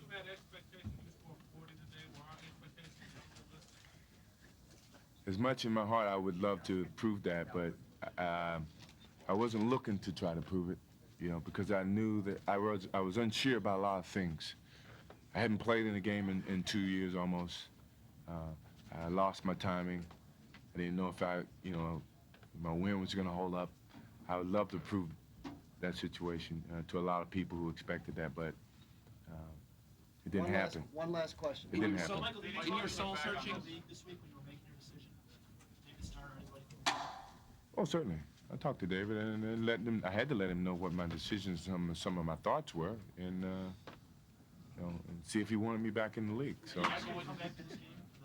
no, it was strictly my decision. And I figured that the 2 games till Friday, Saturday and Tuesday or Wednesday, to get ready for the big game on Friday, which is a big game at home. Michael, when you look back on this day as the career goes on, how do you think you'll look back on this? Was this a fun day when you finally came into the arena? You know what it is to me? It was one of those bad games that I've had in the past, and I got something to build upon from this point on. If I come in scoring 60, then it looks boring, but now, I have to work my way back up to, to my caliber of play. So, it's disappointing that I played bad, but this ain't the first time I played bad in a game of basketball, and I'm pretty sure, and I hope so. I wish it was the last time. Yeah, thanks.